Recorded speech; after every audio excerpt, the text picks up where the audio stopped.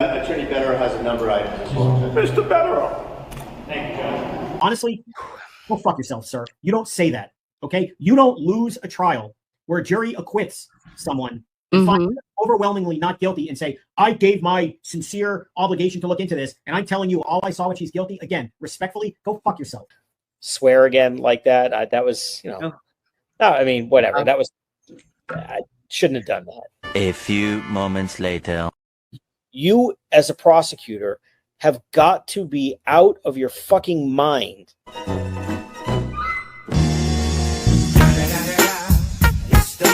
Nose. Dude, Jimmy, look at those ears. The ears don't bother me as much. No, I don't trust a man. I don't trust a man with a lobe like that. No, really, not a fucking chance. The mouth is butthole to me. Very thin, paper thin. The nose. Oh, the nose.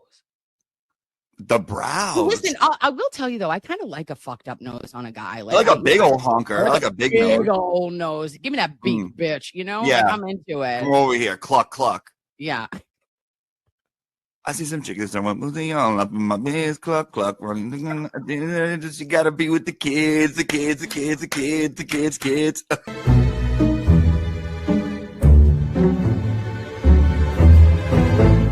And I go, oop, clutch, clench, kegel. We did it all. And I go, oh, and what happened? And they go, well, we just got 4,000 plus pages, bitch. And I said, stop it. Show me it. Take me to Unimpound Town immediately, if not sooner. So what happens? The bitch is here.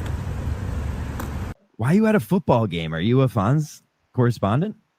Well, no, because it's only for men over 30. Okay? Have a great night, boys. Fuck off.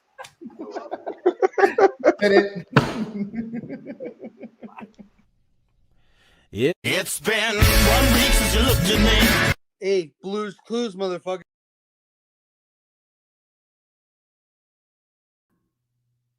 Oh, hold please. Hello, loveys. How are we? Can you hear me? I have to be honest with you. I am teetering dangerously close to bubble guts right now. Okay? No one asked. But there's something happening internally. And this shirt is pissing me off. So I've got a lot of things happening emotionally, spiritually, and physically right now.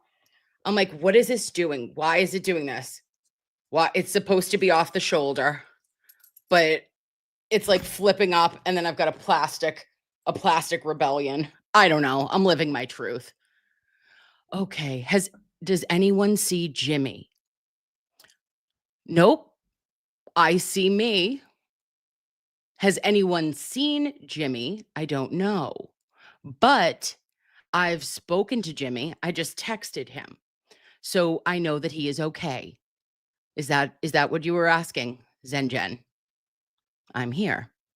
Oh, and Chloe Bit, so we acquit, says, take it off. Take it off.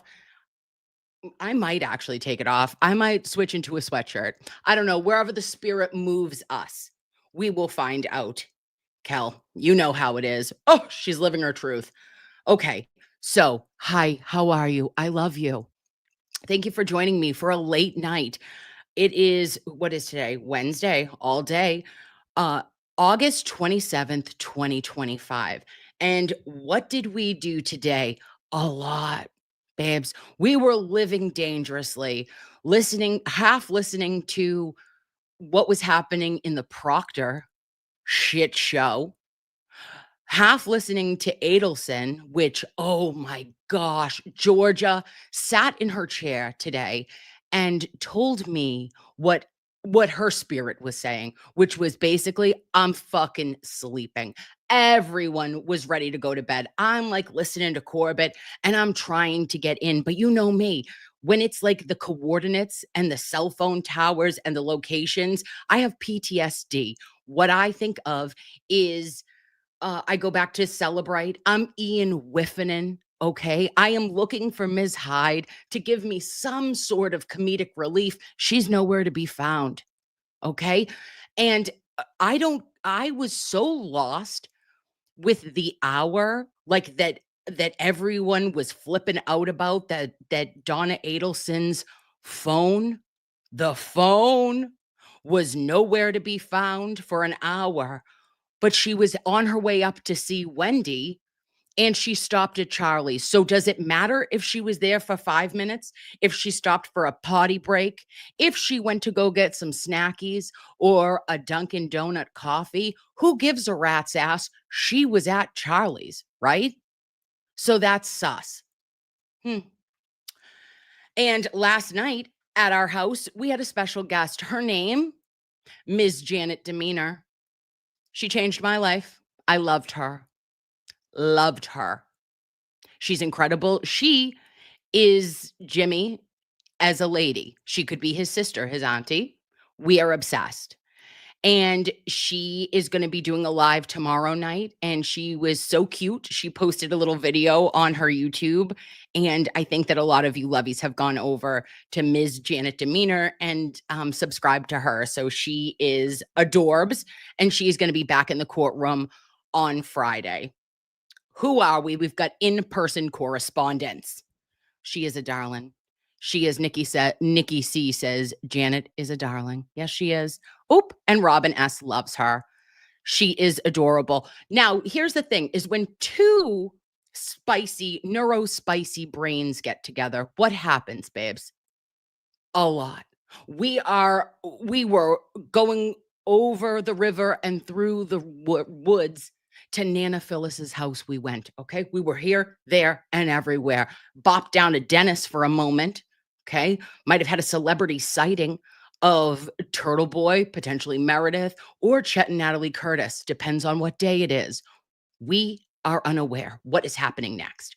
So before I got off of the stream with her, I thought I had already said my piece on June and Katie McBanawa.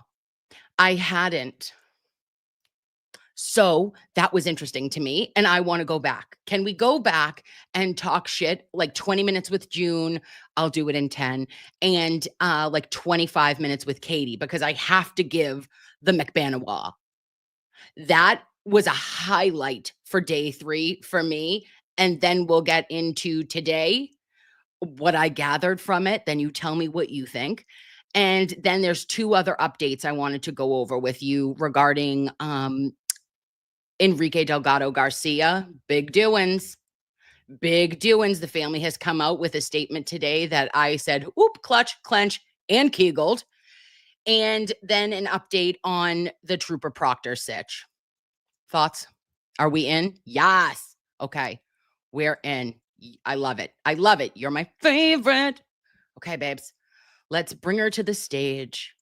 Oh, Junebug, you little diva. I love her in red. And on your mark, get set. Let's go. Hi, what is your name? Hi, my name's June. I'm Chinda. Will you spell that, please? The first name is June, and the last June. name is Umchinda. Where do you live, ma'am? I live in Boca Raton, Florida. Yeah, she does. Do you know Donna Adelson, the defendant in this case? I do, yes. How do you know her? I was Charlie Adelson, her son's ex-girlfriend at one point. Okay, when did you date Charlie Adelson? I dated him in 2015 to 2017. I met him after the murder. Okay, do you recall what month in 2015 you began dating Charlie? It was Adelson? October. It was And then broke up October. In what month of 17? In June. Okay, can you describe for the jury what the beginning of your relationship with Mr. Adelson was like? Well, in the beginning, him and his family were not being investigated by anything. So it was just a normal relationship we had. Everything was great. Did you describe it as a fairy tale? I love that. I did. Had you met his mother? I have. Well, I have to stop her right here. Junebug, you adorable, adorable queen. Okay. You described anything with Charlie Adelson. The beginning was a fairy tale. Continue. How many times did you meet his mom? Not more than 5 or 6, I would say. And when you met her, was that at family events or what type of events? Some family events and some weekends or dinners or just get-togethers.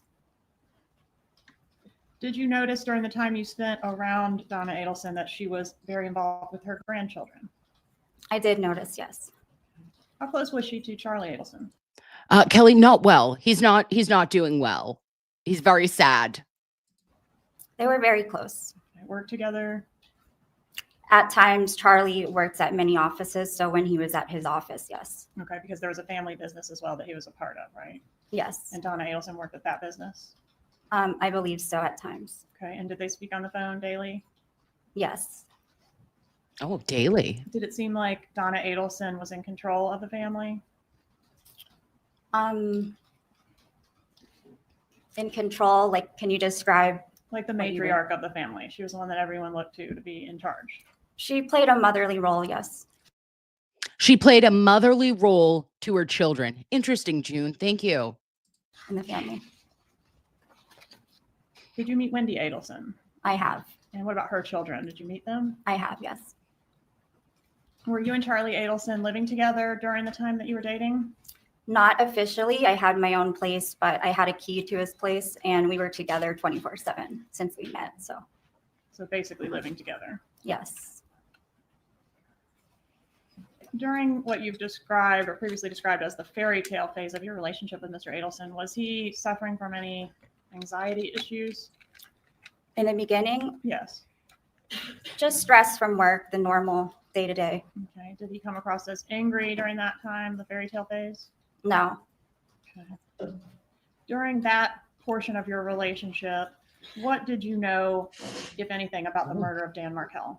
Nothing. I had no idea who Dan Markell was. I've never seen the case in the media. I just know that when I asked Charlie about his family, he advised me that his brother-in-law was murdered and shot in the head in the garage, and they don't know who did it. So that's all I knew. It was pretty short. Was that a topic that came up one time or more than one time? It was one time when I asked him about his family in the beginning when we were dating, getting to know each other.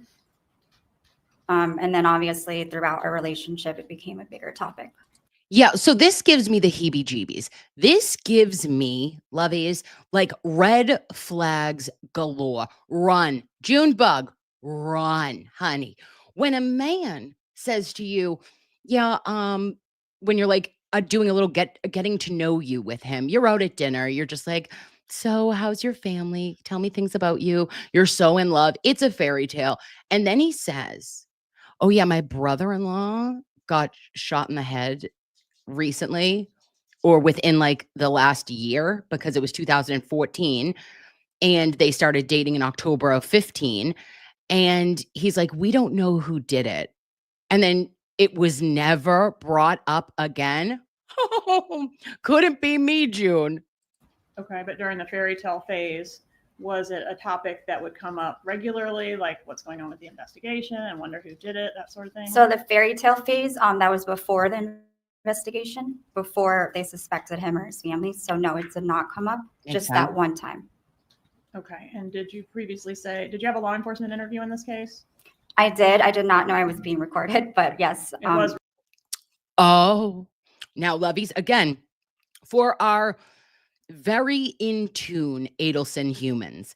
And when you guys know what has happened, when June goes, oh, hi. Yeah, I had a law enforcement interview and I didn't know it was being recorded.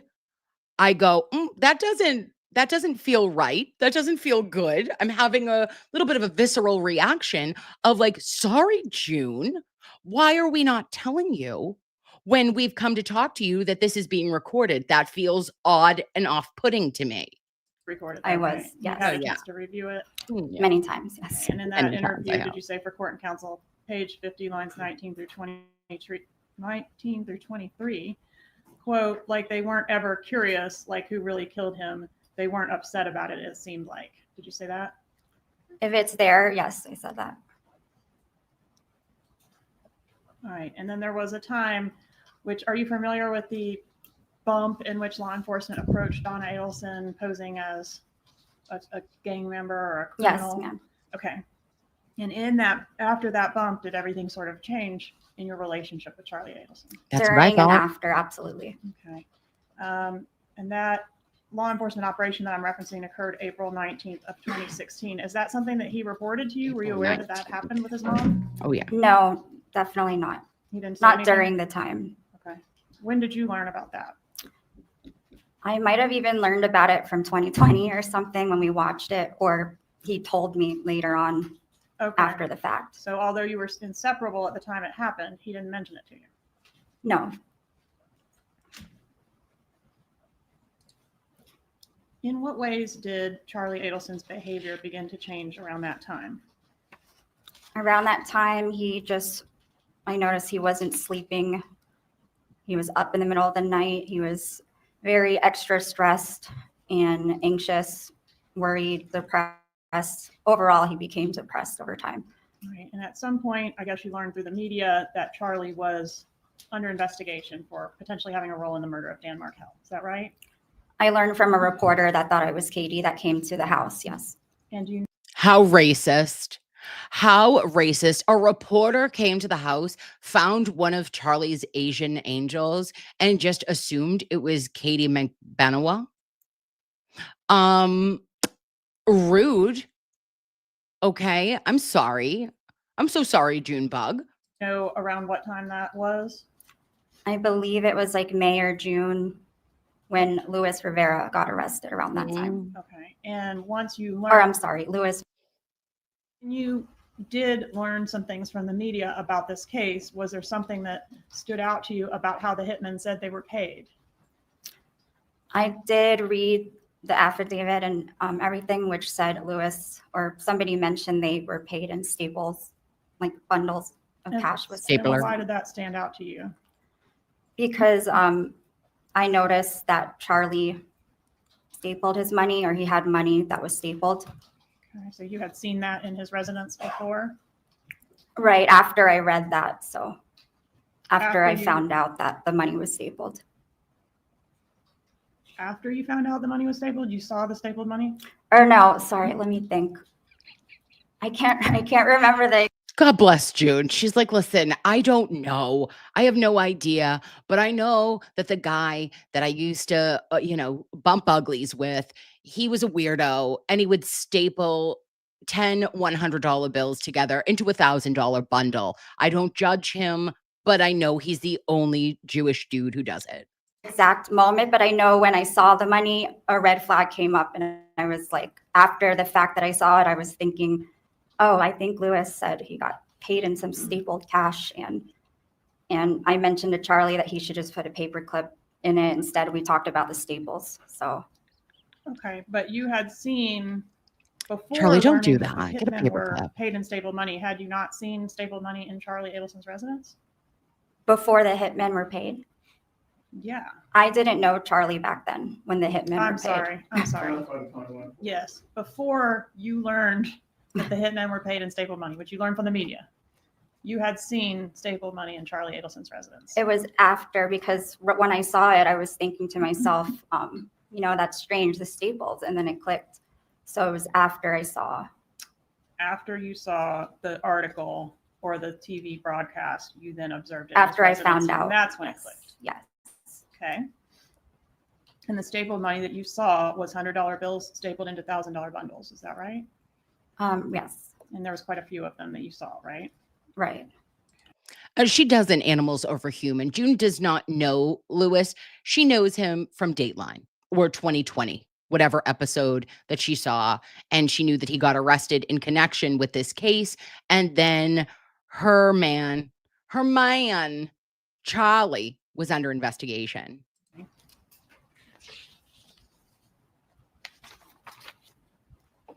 Oh, June. I know, honey. Blink twice if you need me. During the time between, I guess, the few weeks before that article was published, so between what we now know was the bump and when all of this came to light, did you notice Charlie beginning to communicate more with Catherine Magbanua?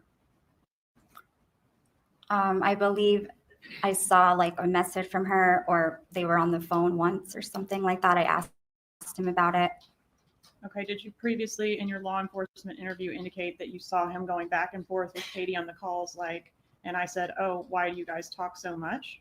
You remember that? I do. So I was referring to Yes, the Lovey. episode where it shows him and Katie going back and forth on the calls. And then I told Charlie and said, you never talk to me like that. So I was wondering why he talks so much to her. Isn't it? Oh my gosh, how sad. Junebug, you deserve so much better. This breaks my heart. Poor June is watching her man on 2020, and she's seeing him have communication with Katie, and she's like, but babe, why don't you talk to me like this? And it's in actual conjunction with a homicide. And she's like, that hurts my heart. And it's like, June, okay, honey, I'm going to need you to wake up. Okay. We're out of the fairy tale and we are in a full blown nightmare. Okay. This is a nightmare in Boca. All right. Southern Florida is unsafe and you're sleeping with the enemy. True that you noticed him talking to her at odd hours prior to the media broadcast. No, that was all in regards to the episode that I saw, that they showed him talking to her at odd hours. You don't remember telling law enforcement that it was weird because he didn't wake up early, and you saw that there were on the phone the times that they were talking, and it was 7 or 8, and you thought, oh, that's odd. No, I did say that, but that was in the episode. I told Charlie that I thought it was odd because we don't talk that way, and he said we live together. So, okay. Have you described him as being paranoid during this time frame? Yes. Okay. And did he talk to you during this time frame about believing his phone was being tapped? Yes, a lot. Had you ever met Catherine Magbanua? I met her briefly. She worked at her front desk dermatologist office that I went to. So before I knew Charlie, I met her there. And was at the time. Oh, she worked at a dermatologist office. Quick question, June. Did she work at Adelson Institute? Because she got a check for 2 years for $407 so that she could keep her children's insurance of Medicaid, but also she never worked a day there. Oh. Time that the law enforcement operation occurred, the time frame we're talking about, was Katie his most recent ex-girlfriend? No. Who was the most recent ex-girlfriend? Before me, it was someone named Whitney Kick. Okay, so she was in between you and Catherine Magbanua. Yes. Did you ever know Catherine Magbanua working for Charlie Adelson or the Adelson Institute? No.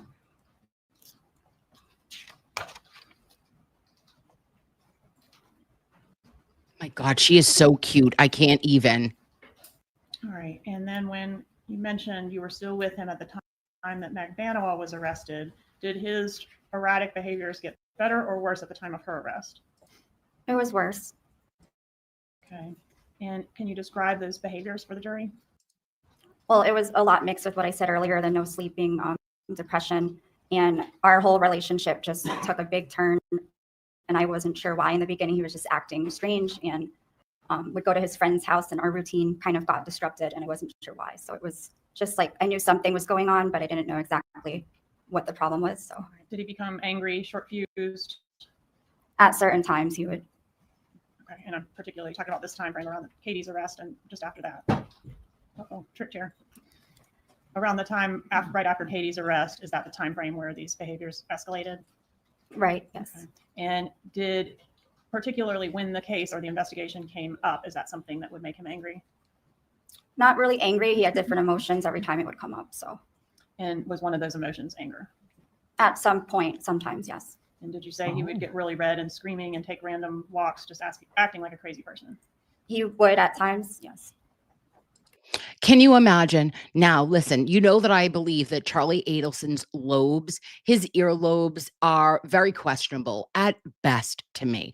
They scream criminal, okay? Or they're criminally built. They are for women. Any man that has a lobe, an earlobe similar to Charlie Adelson, it should be a red flag. That is God giving us the sign that something is not right. Get away, ladies. But also, if that man ever got red and was like screaming and then went on like power walks in our neighborhood, that would be the time. That would be like, there's your sign. Pack it up, honey. It's time to go. Did he get a second phone and maybe a third phone during that time? I saw one more phone that he got and then it disappeared. So it was just a short period of time. He had another phone. At some point during this time frame, did Charlie Adelson begin communicating with you via WhatsApp? He did actually when he went to Asia, because it's like, I guess you can talk to anyone in the country on WhatsApp. So he thought it was easier that we spoke there. Was he only communicating with you via WhatsApp when he was in Asia, or did he do it when he We came just back? developed the habit after he got back. We just spoke on there all the time. Do you know if he was communicating with Magdana via WhatsApp? I don't know. Did he start keeping a bag of clothes by? Look, that still hurts her feelings. She's like, I don't know if he was talking. I don't know if he was talking to Katie, but when you go out of the country, you can use WhatsApp, loveys. You can make phone calls and text messages, and it's free. I didn't know this until I heard it from the day, I don't know, maybe it was day 2 of this trial. But I believed that WhatsApp was one of my friends, Kyle. He likes to talk to big booty Latinas. And he said, I got my WhatsApp. And I said, oh, I thought that that was actually like a place to chat with a specific group of women, which apparently you could also talk to your Asian angels. You can talk to your Jewish grandparents. You can talk to, you know, the frisky dingoes, whomever you choose. His bed around this time? I saw him keep a change of clothes one time or a few times, yes. Did he sleep with a gun around this time? He always has guns around because he has his license to carry. So he didn't physically sleep with a gun, but he has one in his nightstand and all over the place. So, what about Wendy Adelson? Did you notice an issue between Charlie Adelson and Wendy Adelson during this time frame? I wasn't too involved with them, but I did notice one time they got into an argument. Right, and did he tell you it was a fight about this case? He just said that there was something about the case. Yes. Okay, do you remember exactly when that was? Not exactly. I don't know if I should guess or not. No, please don't. So was there a time frame where Please Wendy and don't. Charlie were not speaking because of some type of a disagreement about this case? Yes.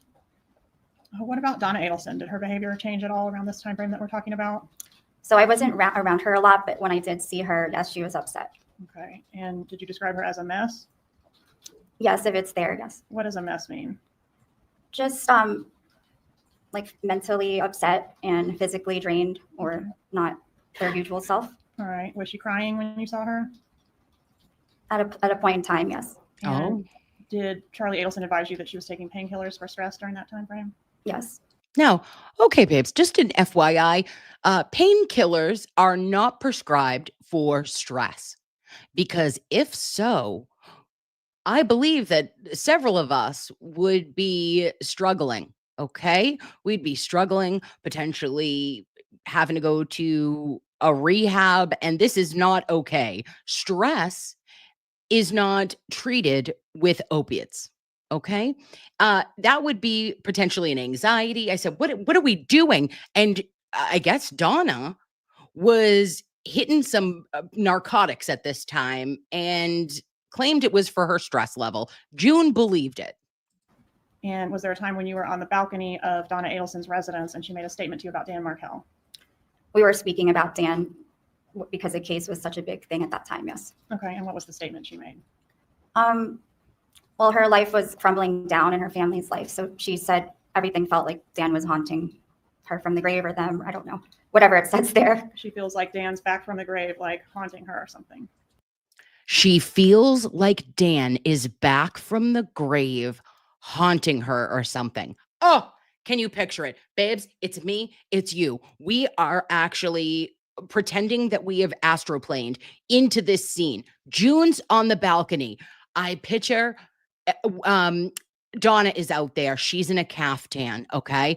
She has an entire bottle of champagne and she's holding a glass. She has just taken, I don't know, between 3 and 5 pills.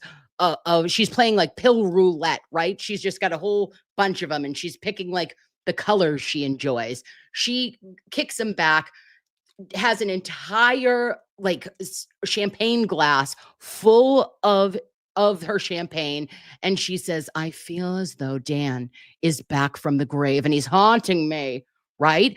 And then what do you think happens next? Junebug prevents her from falling off the railing of the balcony. Oh, what do you mean you're like, this is a whole scene I have made in my brain. But apparently it was nothing. It was anticlimactic. Nothing happens from here. Christ. In reference to that, yes. I don't, yeah. No further questions. 100%. Jermaine says Did her Charlie Adelson make a statement parole to you about Catherine McDaniel's blowing breast in the wind. augmentation? After the 2020 episode, he made a statement and joked about it, yes. What did he say? He was saying they were thinking that he paid for the whole thing, and then he said, like he said he paid for one or something and laughed. Only paid for one of the breasts. He paid for one titty? Is that what you're claiming? Charlie, you paid for one titty? They don't do buy one, get one free. There's no BOGOs on titties. I'm sure not in South Florida, at least. Oh, there's my Viper girl. Whoa, that is aggressive. That is my future. You've seen it now. But I have questions. And I got answers immediately after this. So we're going to have to go over it because it turns out Charlie did not just pay for one titty. Half of the work. Right, but he was laughing, so it was just a joke. Morning, ma'am. Morning. My name's Jackie Fulford, and I, along with Josh Selman, we represent Donna Adelson. I've Jackie. never met you before, correct? No, never. I just really have a few questions. There's been some discussion in your direct examination about what you might have told law enforcement during an initial interview, correct? Correct. And you were told that that was not being recorded, correct? Yes. And that whatever you said wasn't going to be used, right? Yes. Okay. And you gave a lengthy interview then that day. Yes. And at the time that you did that, you were broken up with Charlie, correct? We were going through a horrible breakup at that time, yes. Okay. You previously said that Charlie's really good at persuading people. He lies and he makes it believable. You recall that? I do. I want to talk about the cash for a minute. He had a lot of cash, right? From what I saw, I don't really know his bank account, but I'm just talking about the cash that you saw. yes. Okay. And you testified, there seems to be some confusion about whether you knew that before you saw it come out that it was stapled, because I thought you previously had said that when you saw in the article that Luis Rivera referred to being paid in stapled cash, that a light went off in your head because you had previously seen Charlie had stapled cash, correct? Correct. Okay. And he had it stacked in $100 bills in groups of 1,000. He put them together and he stapled them, right? Right. I didn't see him staple them, but you they saw were that it was- stapled already. You saw that it was stapled, Mhm. correct? Yes. And he had a safe in his room that he kept money in, He did. and it was a very large safe, correct? Oh. He had guns in there too, so it was large. I think at one point you told law enforcement that it was about the size of a refrigerator, right? Right. Charlie, tell me this. Loveys, in what world does a periodontist have guns and stapled money in a safe the size of a refrigerator in his bedroom?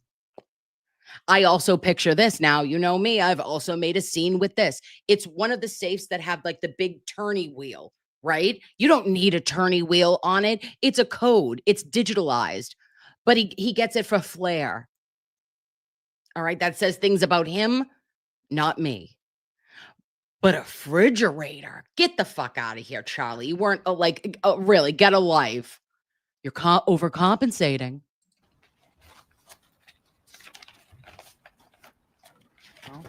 Oh, she holds it like a you bubba. did an initial interview. You've been deposed. You testified in Catherine McBanawaz's trial and in Charlie's trial, right? Right. This is my fourth trial. Okay. So I have the transcripts from each of those. And you testified on direct that you didn't think the Adelsons, referring to all of them, you didn't think they were curious about who had killed Danny and what had happened. Do you recall telling law enforcement that? Right. At that time, it seemed that way. Okay. And didn't you later say that you were really just speculating about that? Yes.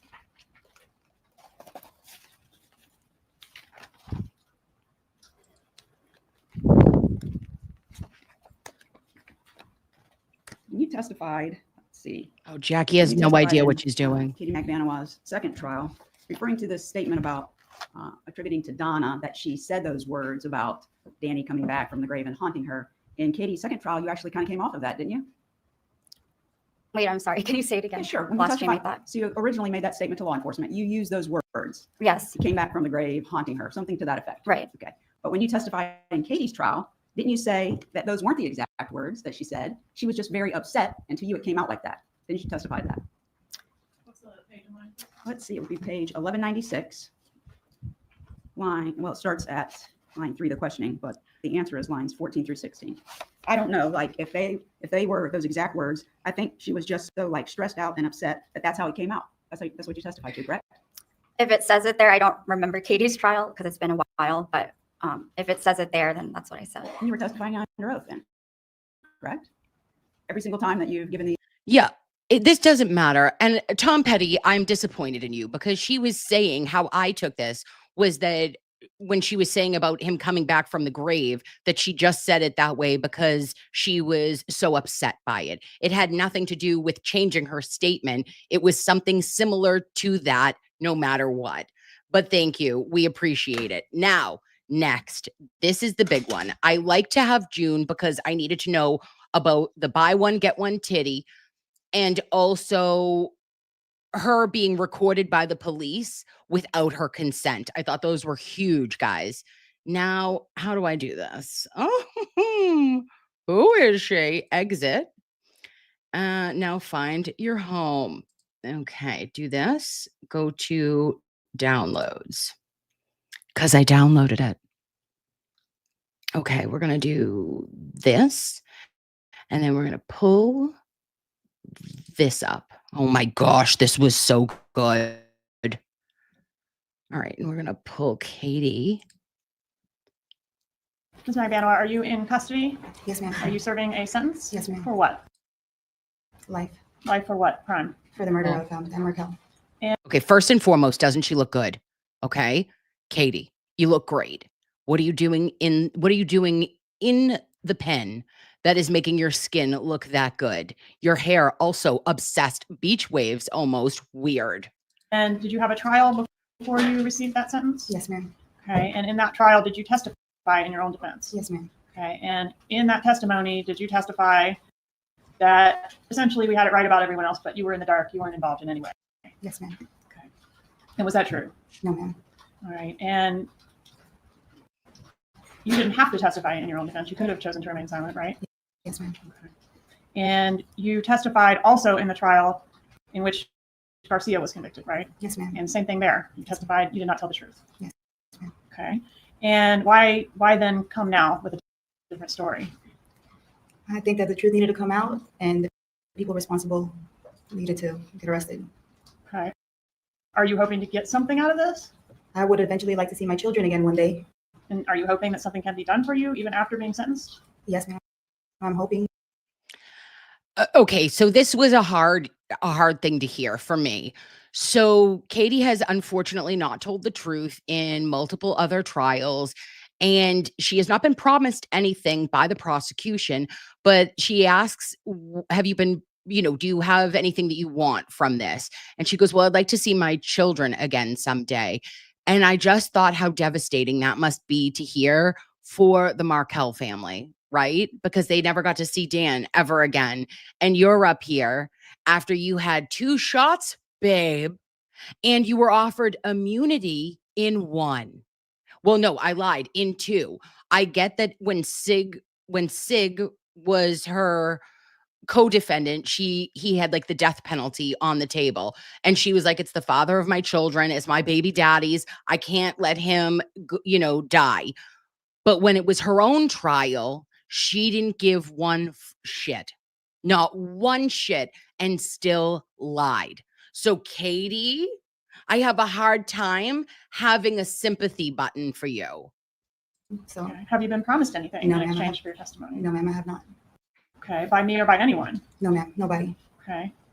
Has anybody told you what you need to say here today? No, ma'am. Has anybody told you, well, you need to implicate a certain person? No, ma'am.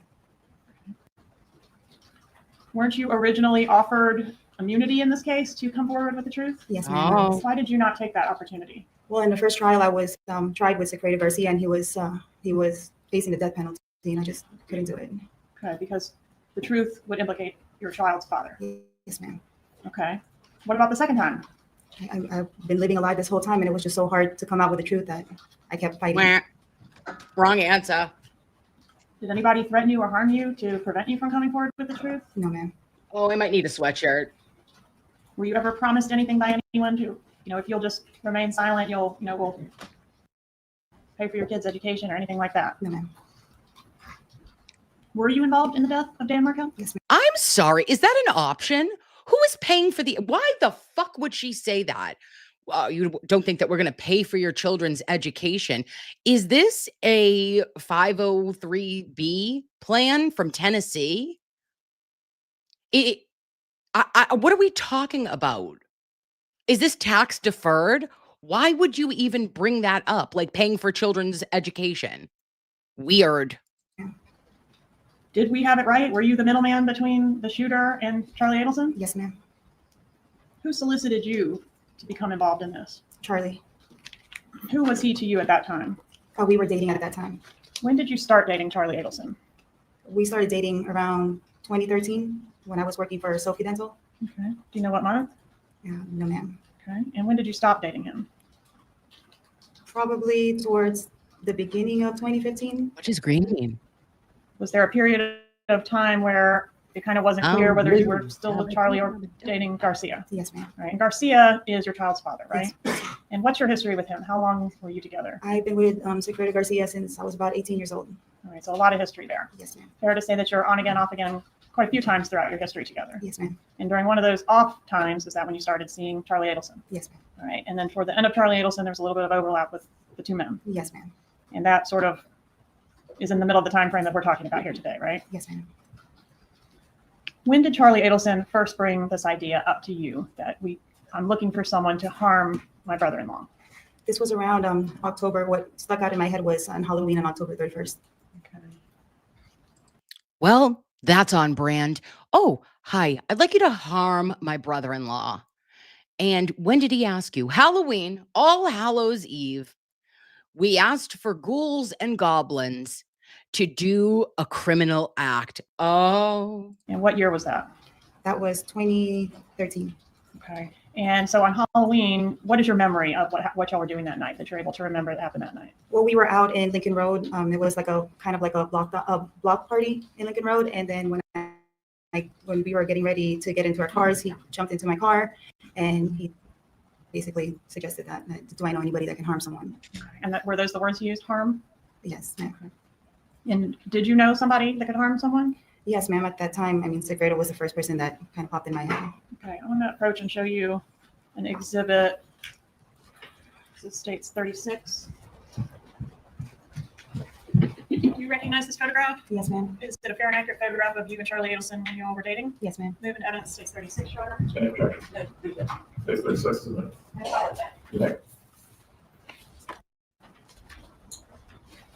We're going to put up the Facebook picture when they made it official. Where was this photograph taken? That was down at the Keys. When was it taken? I believe that was his birthday. Charlie's birthday? Charlie's birthday. In 2013? Yes, ma'am. When was his birthday? October 27th, I believe. And y'all drove down to the Keys? Yes, ma'am. So that would have been just a few days before he broached the subject of harming someone to you on Lincoln Road? Yes, ma'am. Okay. Were you aware of him sending this photograph to his sister that night? No, ma'am. That day?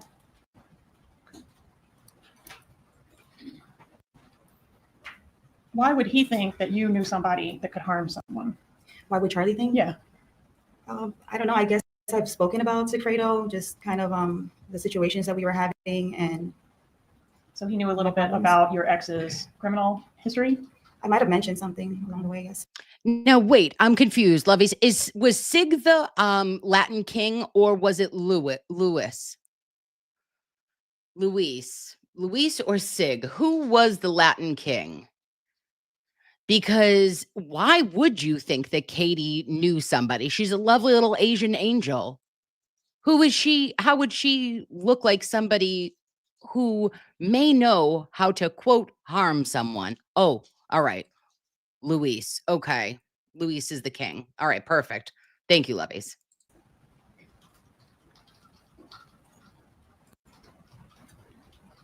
What did Delgado-Garcia know about Charlie Adelson?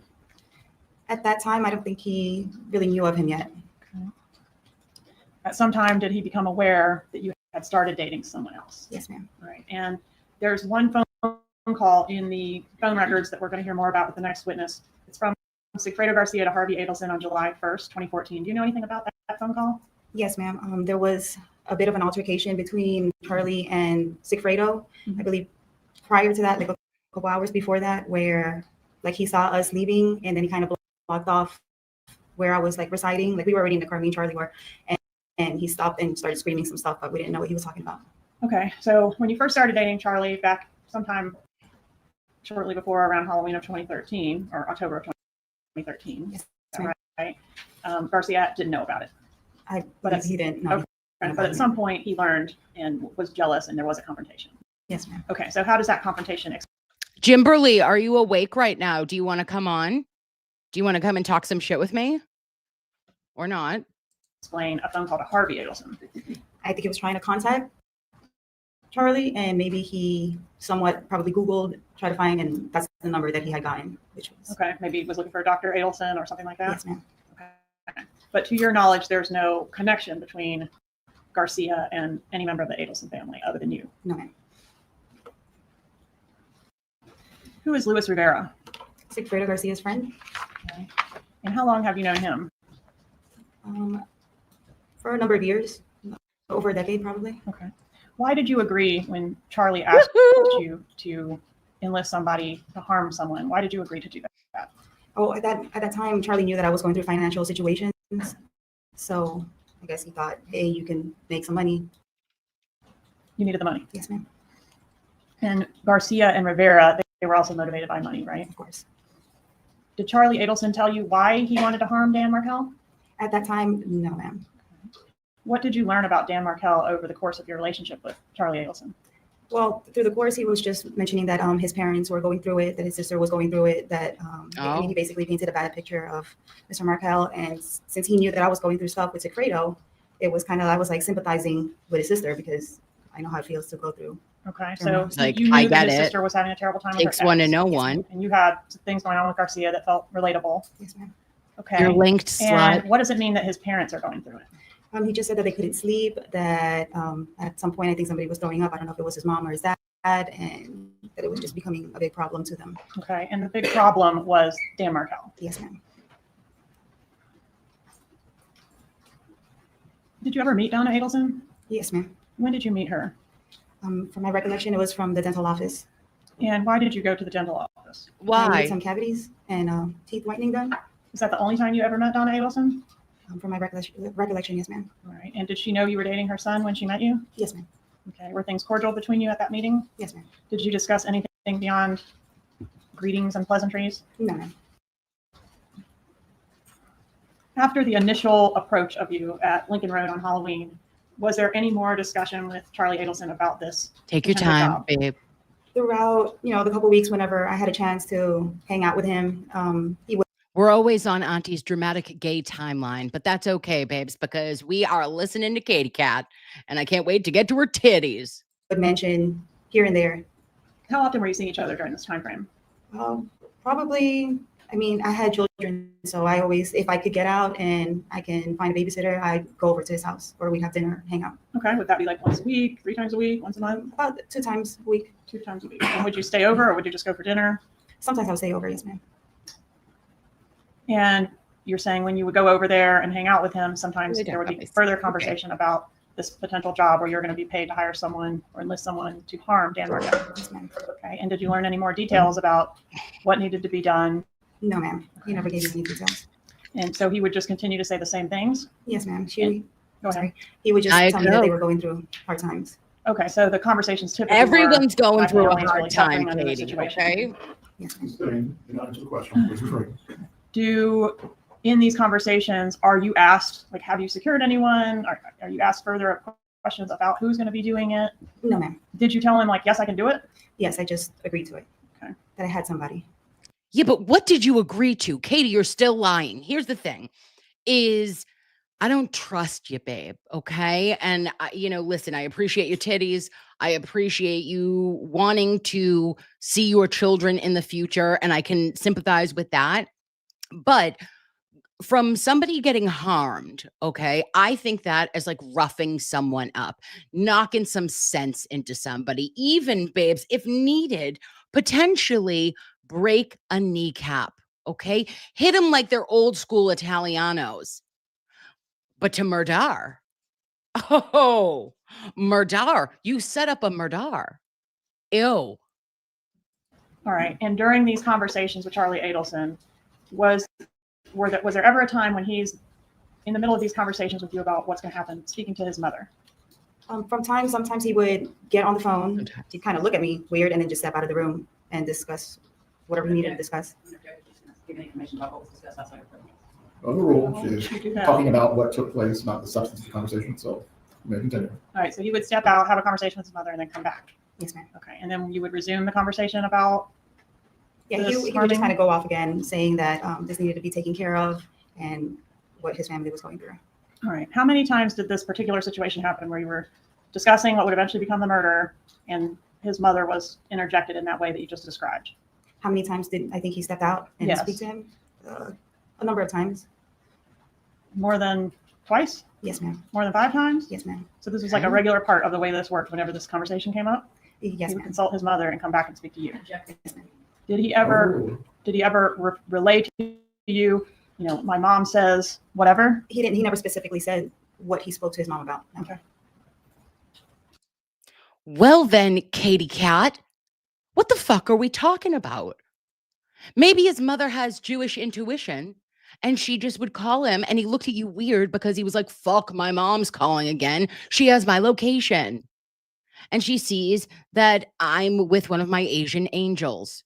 And she wants to make sure that I have eaten something tonight. And she's checking in on me because she does everything for me. And I'm a grown-ass man. But did you understand that getting the job done would relieve the stress on Charlie Adelson and his family? Yes, ma'am. Rule. Did you understand that getting the job done would relieve the stress on Charlie Adelson and his family? Yes, ma'am. Okay. At some point, did you learn this isn't going to be just harming, like, I don't know, maybe punch him in the face or something. It's going to be a murder. Yes, ma'am. All right. And do you know specifically when you learned that? There was an envelope that Charlie had given me one day that I went over to his house, and he told me not to open it, and that he had worn gloves to close it, and that was basically it. That I was the understanding of to pass it on to whoever I knew could take care of it. Okay. And when it's passed on to whoever you knew, the name Delgado-Garcia is used or is not used? No, it was never used. Okay. And is that, when we were talking about this conspiracy in general terms, are you in general trying to insulate the co-conspirator on this side of you from the one over here? Yes, ma'am. I was basically in the middle. So you don't talk about Charlie to Sigfredo and you don't talk about Sigfredo to Charlie? No, ma'am. But they both knew that it was to them. Yes. Okay. He said he wore gloves when he put whatever he put in the envelope. Yes, ma'am. All right. And so he told you, don't open it, don't touch what's in there. Yes, ma'am. All right. And what kind of envelope was it? It was a manila envelope. Was there any writing on the envelope or anything on the outside? No, ma'am. It was blank. All right. So the envelope goes into your diaper bag, yes? Yes, ma'am. And do you take it and Sigfredo gets it from you? Yes. Well, eventually when I came home, because I usually have that diaper bag as like my little weekend bag. And when I came home, her diaper bag is her overnight bag for when she goes to Charlie to get a little nookie and some stapled money. I contacted Sigfredo and I was like, hey, I have a package for you. Just come by whenever you can. Did you open it and see what was inside? No, ma'am. Okay. Did Charlie Adelson say anything to you about where he printed the documents that were contained inside? He did mention that he would never, he's like, oh, I didn't print this in my, the office that he had in his home. Probably printed in one of the offices that he worked at. Because he would frequent a bunch of different offices, yes, right? Ma'am. Okay. All right. So you gave this package to Garcia. Yeah. Did he open it in your presence? No, ma'am. He literally took it and left out the door. All right. And had you talked to him beforehand about, hey, I'm going to give you some instructions about a job? No, there was no conversation about it. Basically, just I have that package, and then he So took how it. did you know what the package was? Had you talked to him at all about, hey, I got a job for you? Oh, yes, ma'am. Like I told him that, that I have potential person that needed to, get harmed or beat up from my understanding at that time. Mm-hmm. And then he was like, okay. Okay. All right. So I want to ask you about the June trip. In June, did you provide Garcia with any money for expenses associated with that June trip? Yes, ma'am. Where did you get the money from to give to Garcia? From Charlie. Okay. How much money was it? From my recollection, it was a couple $100, less than $5, maybe. So this was just like gas and whatever was needed to get to Tallahassee and back? Yes, ma'am. I just didn't know where he was going. I didn't know. Okay. But you knew it was for this job that we're talking about? Yes. Okay. Can you imagine? Are you telling me, Katie Cat, are you telling me that Sig took the money and was like, no worries. I am going to take the $500, less than $5. Actually, let's just say this was a 4 spot. For $400, I'm going to scope out a murder. Stop it. Stop it. The Adelsons were ready to give Dan Markel $1 million so that Wendy Adelson could relocate to Southern Florida, 8 hours away in a car, right? I guess. I don't know. That's how long it took the elderly. Maybe we could have done it in 6.5. I don't know the distance because I'm not a geography major. But what I will say is this, is I am blacked out just thinking about the fact that he was scoping out a scene for less than $500. And then we find out about that wet ass money. I'm like, oh, clutch, clench, kigo. And at that point, you knew it was a murder because the envelope had been passed, right? Yes, the envelope was passed towards kind of like in the beginning of the year, so we're already in June at that time. All right. And when you went to Charlie to get the money for the expenses, what did you say? I needed some money for, for the job that Hi, Lovey. Some golf girl says, how do I get my background? I got it in Canva. Nope, Canva. Sorry. In the Canva, Lovey. It's just a background. It's just stock photo.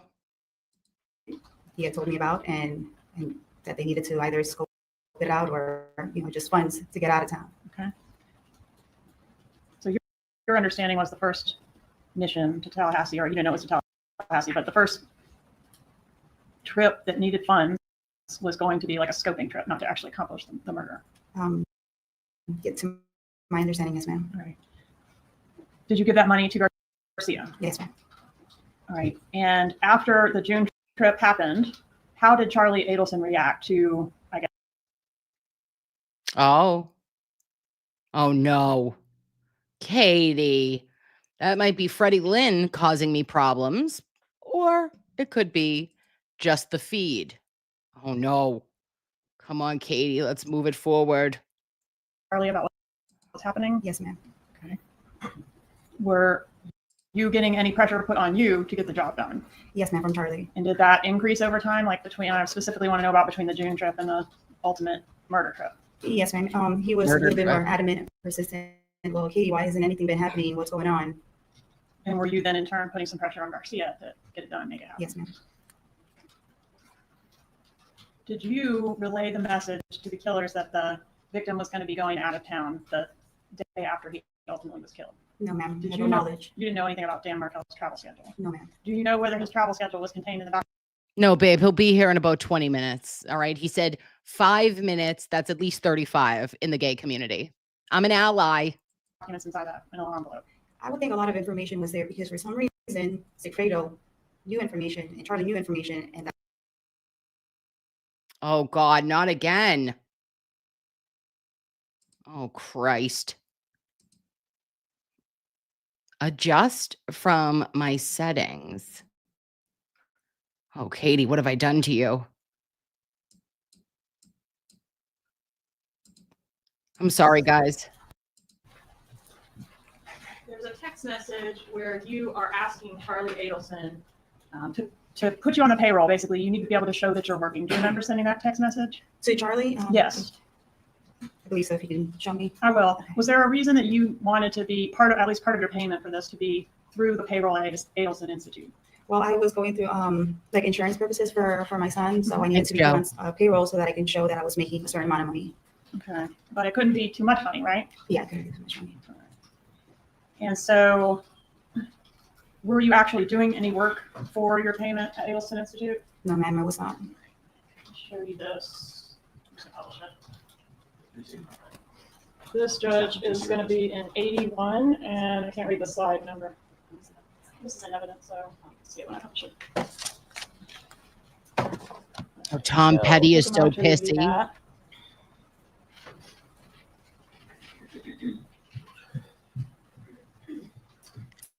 Okay, so listen, Charlie gives her some money. We don't need to go through all of that, but he gives her the money. Yes, ma'am. Is that the He occasion pays where her. Wendy was with her boyfriend, Jeff Lacasse? Yes, ma'am. He helps her with the cars, first the Mazda, and then Mr. Adelson signs over his black Lexus.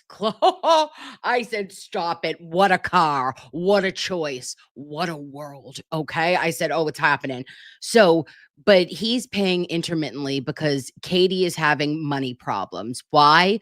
Because she's got 99 problems and a baby daddy is 98. Okay. Was that the first time you ever met Wendy? I believe so, yes, ma'am. Okay. And then did you meet her again? Yes, I met her in the beach around.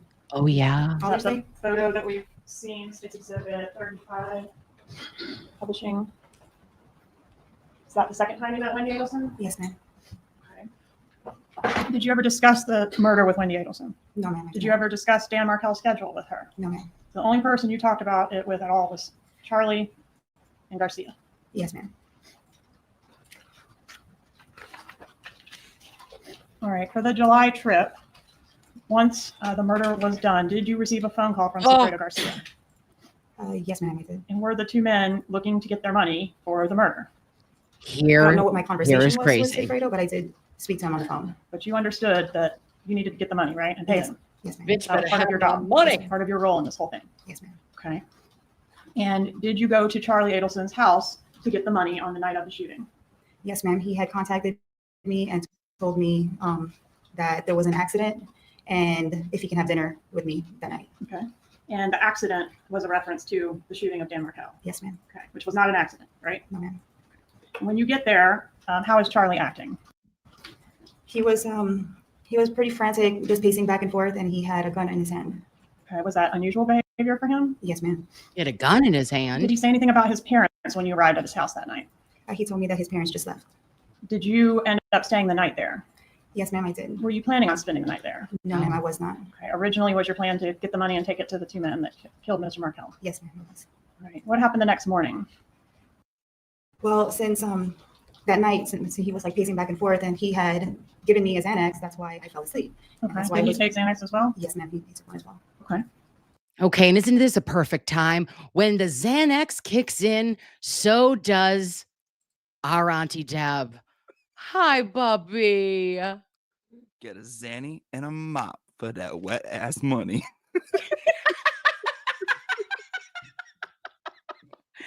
Let's get McBanawad, okay? What are we doing, Bob? Tell me everything. Let's go to Katie. Pocket right in my little garage. Ooh, hot. Okay, let me make you big. Let's make us big. Tell me everything. How about this? Cardi B in court, me in court, same day. It's fate. Okay. It's fate. What's good? Tell me. Look. Oh my God. Did you get color? Maybe. I don't We know. tanning. I don't know. I just got back. I just touched down. I just got back like 20 minutes ago. And little JoJo ran right to me. Ran right His to mother. me. I go, JoJo? JoJo? And Oh, Bob. mm-hmm. That's so. Mm-hmm. It's really adorable. Also, JoJo needed a minute from you. Okay. JoJo wanted a second. Was happy that you went to Florida. You were covering a case. I love you.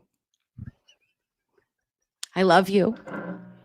I love you so much. Stop it. Oh my God. Glad to be back.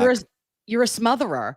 Okay, now Yeah. you are a smother mother. It's true. It's true. It's true.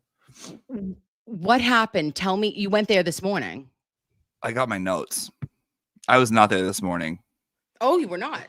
No, I had way too much. Like, you know me. Like, you told me to come 20 minutes ago, and I didn't. And I said 5 minutes, and I just got here. You know I'm late. You know everything is late. I know, Bubba. I didn't even do a stream. I was like, oh, I'm going to stream when I'm down there. No. No. I was chilling in Florida like I was fucking a golden girl. And I'm very proud of you for figuring out that Tallahassee and Miami are 8 hours away. Is that accurate? Yeah. Well, they talked about it a lot today. It was really boring today. It was. Okay, I didn't see any today. Did I miss anything? You didn't miss anything. Okay. Well, listen, this is what you did miss. Let me go over it just so that I want to watch Katie. I want to watch the end of Katie with you. It's literally 13 more minutes. That's it. That's all we have to do. We'll gossip tell you what I witnessed in the courtroom. Yes. I'll tell you before I announce it tomorrow morning. I was gonna spill it all tomorrow morning, but I'll give you a little. Give me a teaser, you slut. Okay. So for today, we talked to a guy named Corbett. Okay. Corbett's hot. He's got a little bit of a lapel. He's got a little something on his titty. And I like that because this is the titty trial. He's talking about cell phone information. He works for the government of the United States of America. And he says, did you know this? This is like a fast fact I didn't know, that cell phone iMessages from like iMessage. You know what I'm saying? Yeah. That they don't register or like they don't ping off a tower. Okay. Did you know that? I don't even know what ping off a tower means. So like they can locate you when you do text messages, like because it has to ping off a tower. Oh, the pings. Okay. All You know, right. the pings. Okay. They live in the tower, you know, like I live in the computer, they live in the tower. Okay. But there's no ping with an iMessage, like an iPhone to iPhone message. So like that's bananas to me. So you can't actually locate where Donna was because she was iMessaging Charlie. So they didn't have her directly at his house, even though the text message says I'm outside. It was an iMessage, so it didn't ping off a tower. Okay. So just something to know. Then the defense asked, well, did you factor in any potty breaks? Did you factor in her getting snackies? Did you factor in that she was over, 65, 70 years old, so she might have needed a coffee to stay awake for the drive? And they said, no, we did not do potty breaks, snackies, and or, elderly stretch breaks.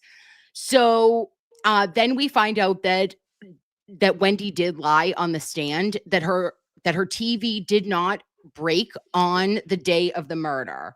It didn't break on July 19th because Donna set up the appointment before. And she said it broke that day, but Jeff had been saying that the broken TV was on the 11th. Yes. And so he said it was before. We're just saying that we caught Wendy in a lie. Okay. So that was that. What do you think about Wendy now? Me too. I know. It's like, yeah. It's like we tried. We tried. We tried. We really did. Yeah. I hate Wendy more than I hate Donna. Thank you. Me too. Sorry. We're not, I know. I feel like we're on the same level with like Wendy and Donna.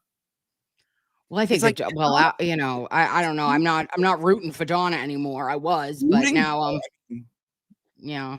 Maybe I am.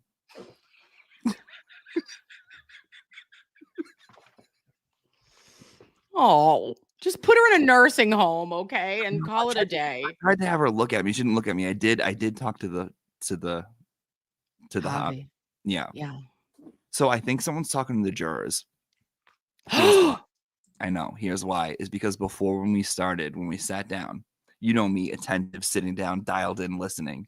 Obsessed. The judge couldn't have stated or couldn't have overstated more when you're in front of the jurors or you see a juror somewhere. Don't bring up the trial. Don't bring up what's going on, blah, blah, blah. So it made me think like, who's talking? The jurors are very recognizable. Like their characters. Give me the demographics. What are they like? Give me like makeup, like men to women to young to old. 8 men, 6 women, and a boy girl alternative. Are they them? I didn't see any Demi Lovatos, especially in Tallahassee. I don't know. Like there's not, the population isn't huge. But yeah. No Demi Lovatos. That's incredible. That was really good. Thank you.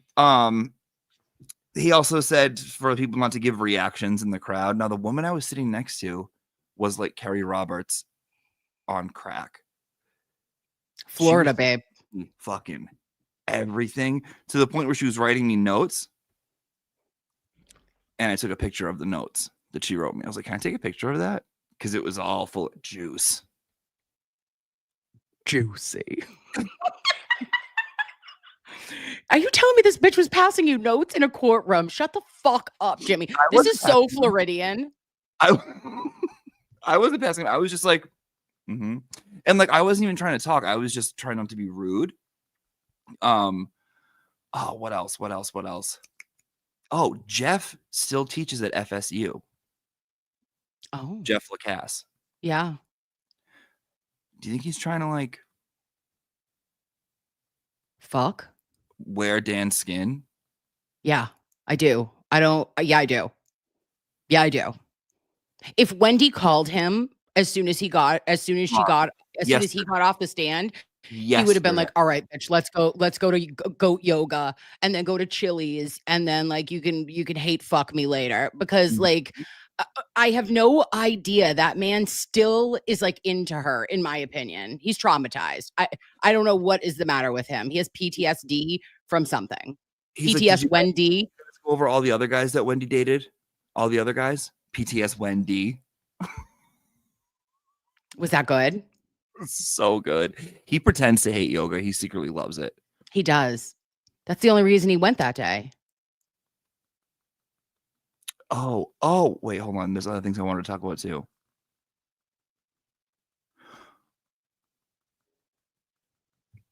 What did you think about this? Did you watch all yesterday? Yes. What did you think about? Did you notice when they were talking about the artwork, the kids' artwork in the house? Yes, and her taking it off the wall. What did you think about that?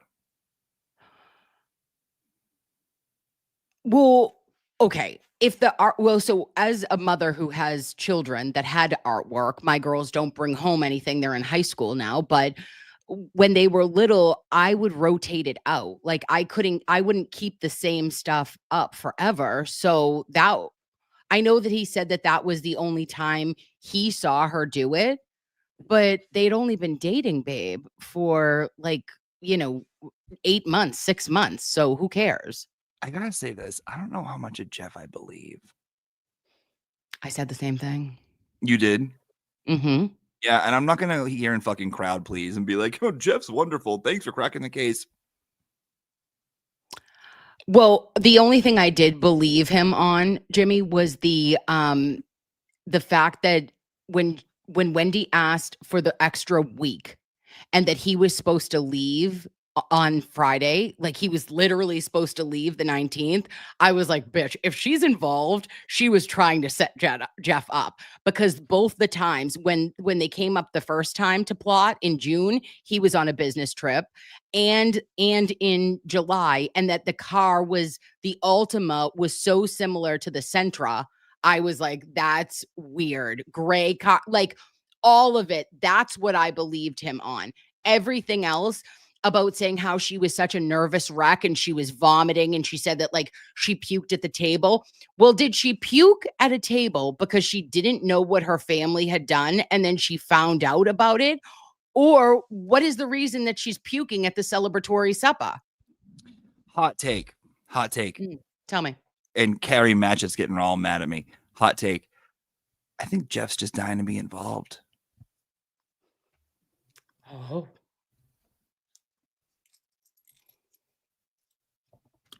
He wants that FSU poo noonie. Right off the tarmac. Right off that tarmac. Yes. Okay, I'm here. Listen, I accept it. He seems a little nosy, Nelly. Like he does seem a little like I want my fingers in the pot. Mm-hmm. I solved it, guys. I did it. Oh, and what did you think about him talking about the amnesia of the children? Weird.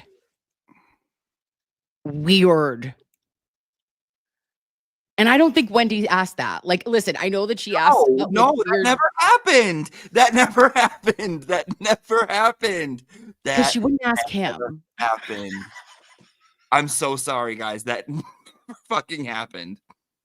And then just when I was leaving, she goes, hey, we just broke up, right? And I'm sitting there and I'm all, you just broke up and, hey, you're still going to be driving that way, right? Okay, cool. Thanks, Jeff. Oh. I'm going no contact for a week. And he goes, I knew what was going to happen on July 21st. I go, oh, fuck off, Jeff. Thank you. It's so Jeff. dramatic.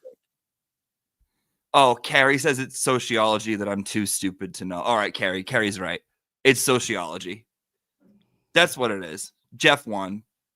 Jeff for president. Jeff 2028. Wait, sociology? Okay, what are we talking about, babe? What is Carrie? Jeff is not Jewish. Carrie, what does that matter? Don't matter nothing. Yeah. Okay. Well, who's the stupid one, Carrie? Come on. Yeah. Hey, Jeff. That's so Jeff. Oh, poor Jeff. Poor Carrie. Listen, Auntie is just off the tarmac, and we're not going to he can have any takes that he wants to. Social work. He's a social worker. Okay. Not you, Kim. Other Kim. Oh. There's another Kim. She's repulsed by the guy in the orange shirt. I got my eye on the guy in the orange coat. Listen, I just don't know if I get it. I don't know if I get Jeff. I'm not sure. Like, I was listening to him. We watched this thing, and at the end, he was like, he just seemed too fucking much for me, dude. Okay. I'm just like, he's too much. I'm sorry. Like, love him. Well, I understand. I understand what you're saying. I think that he has I think personally, from a mental health standing, that him describing Wendy seems like nothing that we have seen in any interview ever of Wendy. No. And he wasn't around until like a year or afterwards. Well, no, he was around even when he was alive, right?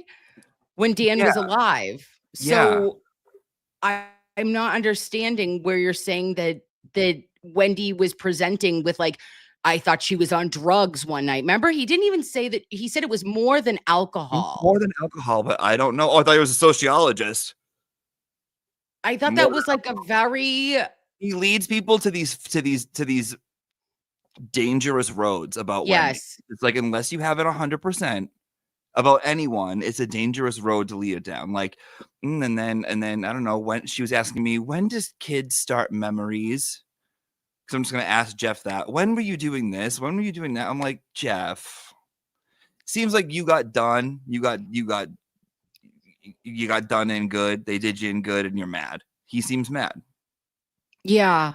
I think that he just seems like and it might be the one thing I think that it's a very unhealthy kind of relationship that he was me too. Trying to have with Wendy, like, but then also making her out to be like a bad mom of some sort. When a man brings up that you watched a movie with your children on a broken television when you had a working one down the hall, that's weird.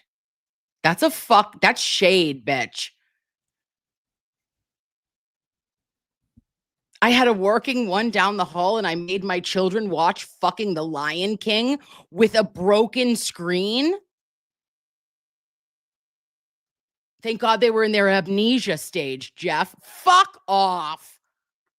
Fuck off. Come, Jimmy. If someone ever said I made my daughters watch a movie on a fucking broken television, I'd find a Lexus, okay, and go 24.2 in reverse.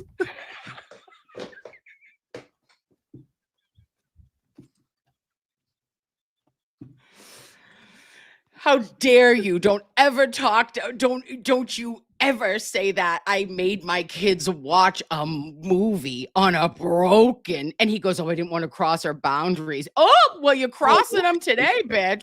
Yeah. You weren't afraid today. I don't know. I go back and forth, though. You know me. I flip-floppy. Yeah. Well, and I mean, like, listen, he's probably done God's work in other trials, right? But for this trial, it didn't. It wasn't for me. Yeah, he's done fine getting in the right people and figuring out that it was a setup. Good job. A+, Jeff, your time is done. Thank you. The state no longer needs you. Have a good one. Yeah. Thanks, Jeff. Okay, let's watch Katie's titties together, and then I'm gonna be done. Me too. All right, hold please. Add to the stage. All right, there we go. Oh wait, let me get rid of this. On your mark, get set. Katie's wet ass money. The next morning, did something happen with the money? Yes, ma'am. So I woke up. I was like, I gotta get out of here, and he told me that the money is in the trunk of my car. All right, and was the money in the trunk of your car? I actually did not check it. I just got my keys. Oh, she didn't You check believed it, him, that was Jimmy. there. Yes, ma'am. And when you got to where you were I don't going, trust where this did you one. go to deliver the money? I was trying to contact Sigfredo and had a hard time trying to contact him. And then I eventually ended up in the alleyway of where Louis lived. She ended up in an alleyway, Jimmy. Do you have anything to say about that? Well, her hair looks good, right? Oh my God, beach waves. Yeah, she looks good. She looks better than Wendy. At Luis Rivera's residence. Yes, ma'am. And did Garcia show up there when you pulled up there? Yeah, he just kind of jumped in my car. I didn't know where he came from. All right. And was he able to get the money? Yes, I told him that his money was in the trunk of the car. And he was able to remove it, and you observed him removing it, and the money was there. Yes, ma'am. He Money was went there. to the bag, grabbed it, and then that's on. He Now left. watch How did this. you get your cut of the money? I don't know if it was later on that night that he came back to my apartment, or the following day, and then he put it in the closet. How was your cut of the money packaged? It wasn't like a cut. It was just basically it was in a bag, in a plastic bag, grocery bag. And Oh. I believe there was like a paper bag and then a Ziploc bag inside it. All right. So the inner thing was a Ziploc bag. Yes, ma'am. Okay. When you opened the Ziploc bag, did you notice that the money was stapled together? Yes, ma'am. It was. Did Stapler. you notice something else unusual about the money? At that moment, I didn't when I opened it, but a couple days after the fact, it was wet and starting to move. The money itself was damp to the touch. Yes, ma'am. From the top, make it drop for that wet ass money. Yeah. Get a bucket and a mop. What do you think about her? I can't stand her. Yeah. Like, listen, I don't believe. Here's the thing: is I can stand her, but she is a liar, McLiar face, and I thought that she didn't read the room coming in and saying like, "Oh, I don't expect anything, but I'm going to tell the truth this time, and I hope someday I can see my children." When you're looking at my guy, Mr. Markel, in his beautiful hair and sweater, who's never going to see his son again because you fucking set up Sig and they led her to Luis. say that. They led her to say that about her kids because they were like, They "You didn't gotta lead her keep to that." say anything. She said Yeah, no, that. they didn't say that on her thing. They were like, "Well, what if any, like, what are you going to get out of this?" They kind of led her to say that. Also, Well, she could have said nothing. I have another hot take too, but maybe it's too hot for TV right now. I don't know. Say it. Is it Katie? No, I just feel like What? Say it. and Markel, right? One person in jail. That's too hot. And did you ever mention that back to That's too Charlie? hot. I'm pretty sure I contacted. Well, because everybody was involved, and we've already got 3 people in jail, and I think that Wendy's got to go. Listen, if Donna, Siggy should do a couple years, Louis should do a couple years, Katie should do like 50, Charlie should be in there forever, and Yeah. Wendy should do like 10. oh, that would be your sentences. Yeah. But everyone out here getting life. Yeah, they're Just- handing out life. I feel like they're getting greedy with it. It's like, Wow. come on, Georgia. Getting a little greedy with it now. I don't think she's done either, baby. Listen, my opinions might completely fucking change by the morning. You know how I roll. Yeah, tomorrow morning, Jimmy's going to say, I need everyone to be jailed. More He's people. going to go. Tomorrow, he's going to be like, Harvey, you're next, motherfucker. I could love have you. told him why is the money wet. What do you mean pretty sure? You I- did or that- you didn't? That I did. Okay. And when you contacted him and said the money's wet, or you just mentioned Wait that for the money this one, was wet, babe. did he have a response? Yes, I ma'am. got Told me, Go told me ahead. that his mom watched the money. Did she physically wash the money? Well, she physically washed it. Yeah. All right. So you got a chunk of cash that day or a couple days later. You're not sure which. Yes, ma'am. All right. And you also got these paychecks that we've talked about, right? Yes, ma'am. Did over the ensuing time, from the time of the murder up until the time of the what we refer to as the bump, are you familiar with that law enforcement operation? Bump. In that time frame, did you get some other gifts and things from Charlie? Between that time, Yes. Plane tickets, things like that. Which we know this is a lie. She says, no, I didn't. And we know that he paid for her trip with her mom on the cruise. A yacht, couple cars. Her mother got her mother gifts. That was from they the went to like Santo Domingo. Yeah. Yeah, I think that's from like her, either Charlie's or her second one. But yeah, mad shit. Yeah, you got things, Katie. Okay, so you deny getting any type of gift or favor from Charlie Adelson other than the cash that you got. I don't know if like specifically any type of favors. If I was going through, I was having problems with the car that I had purchased from him. So he would get that fixed and he would pay for it. Okay, and before that, he helped with Mazda repairs. Yes, ma'am. Okay. Yeah, babe. Can we pause for 1 second? Yeah. We talk about this. You're in jail, right? Yeah. You got nothing but time to think and just sit and think. How come she's not rattling off all the shit that he did for her, like at the drop of a hat? Why is she still being coy? I don't know. Jimmy, doesn't make sense. I don't get it. Do you know what I'm saying? There's something here, and I don't know what the something is, but we're not there yet. Yeah, we're not there yet. Because I would have had, well, what has she got other than, babe, time to fucking mull over the entire thing? I would know every fucking detail. Yes. I'd have it chiseled in my body. I'd have a girl, okay, named Spider, who fucking tatted me in jail with everything everything that Charlie had ever done for me. And I'd say, read the list. Okay? Right? It's true though, because he did so much, even in the text between them. She's a little off too, though, because like he would be like, "I'll get you whatever you want. I'll do this. You know, I got you." Blah blah, making jokes, and she's like, "Bro, I'm so pissed, bro." Blah blah blah blah blah. Like, yeah, right, yeah. No, you're right. Okay, now like listen to this. You started getting paychecks in September after the murder, which started continued getting the through May of paycheck. 2016. Is that right? Yes, ma'am. And how would you receive the paychecks? How Charlie would give it to me. Right, and you admit that you weren't doing anything to earn that money, No, ma'am. other than contributing to this murder. Yes, ma'am. Right, and the paychecks, would they come one at a time or multiples at a time? It would be multiple. Okay. Do you know why the paychecks stopped when they stopped? At that time, Secreto got arrested. So they got spooked. Yes. Who signed the paychecks? I'm sorry.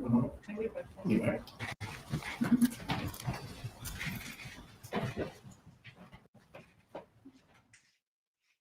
God damn. Is it buffering? No. They're talking about who signed the paychecks. Hey, when you said Spider was going to give you that tattoo, were you thinking of that show? Were you thinking of that show where that girl Monster was locked up and she had the split tongue? Jailbirds?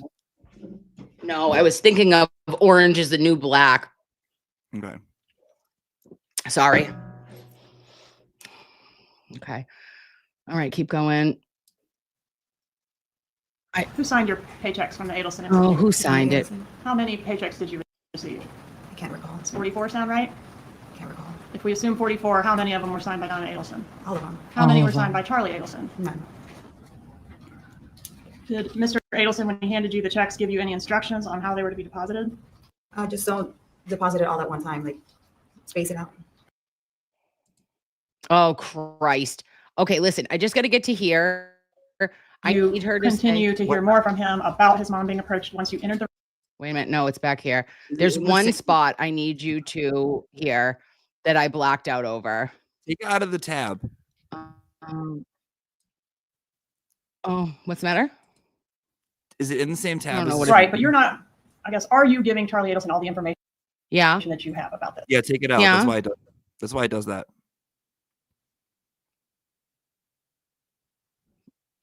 Take it out. How do I take it out? Take the mouse, right, and hover it over the tab where Court TV is. Press on the mouse and then drag it down. It'll come out and it'll go into its own little world. And it's better that way. Oh. Okay, hold on.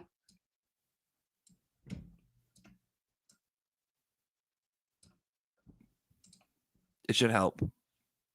Make sure everything else is closed too. Okay, hold on. No, ma'am. Okay, So you're going to handle it on your side of the conspiracy yourself, right? Yes, ma'am. So he's enlisting you to go do something. What is it you're supposed to do? To contact the phone number? Phone number on a piece of paper that was handed to his mother. Yes, ma'am. Okay. And figure out who it is and resolve it. What's going on? He didn't know if it was somebody trying to extort him or try to blackmail him, or he didn't know if it was FBI.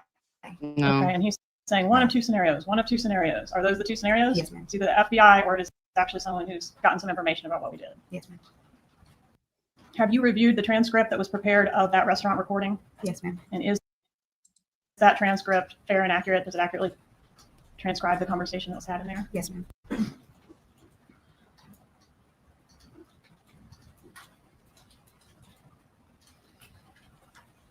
You knew Luis Rivera well, right? Oh, I knew him. I think I did it. But Sigfredo didn't tell you he took Rivera with him. No, he did to do not. the job. No, ma'am. No. And even though it was pretty obvious, you didn't tell Charlie that Garcia was doing the job. No, yes, ma'am. He didn't know. He didn't know that it was Sigfredo.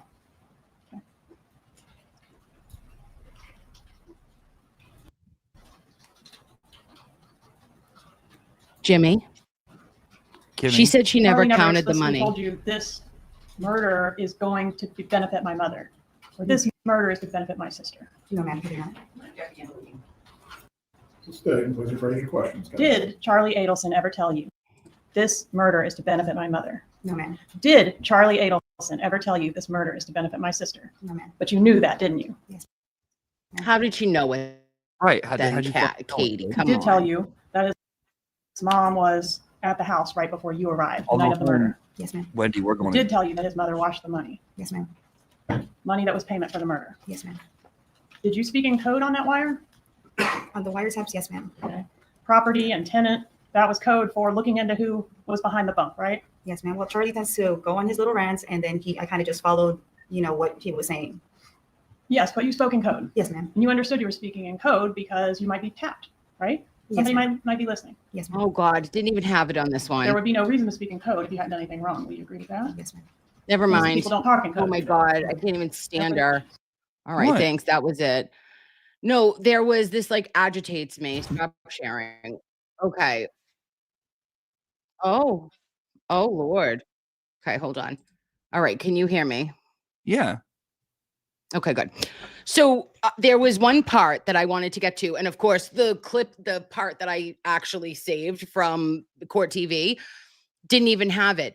Katie McBanawa said on the stand that she never counted the money. She never knew how much she was paid as the in-between, as the go-between. And I said, Katie, bitch, I'm sorry, honey.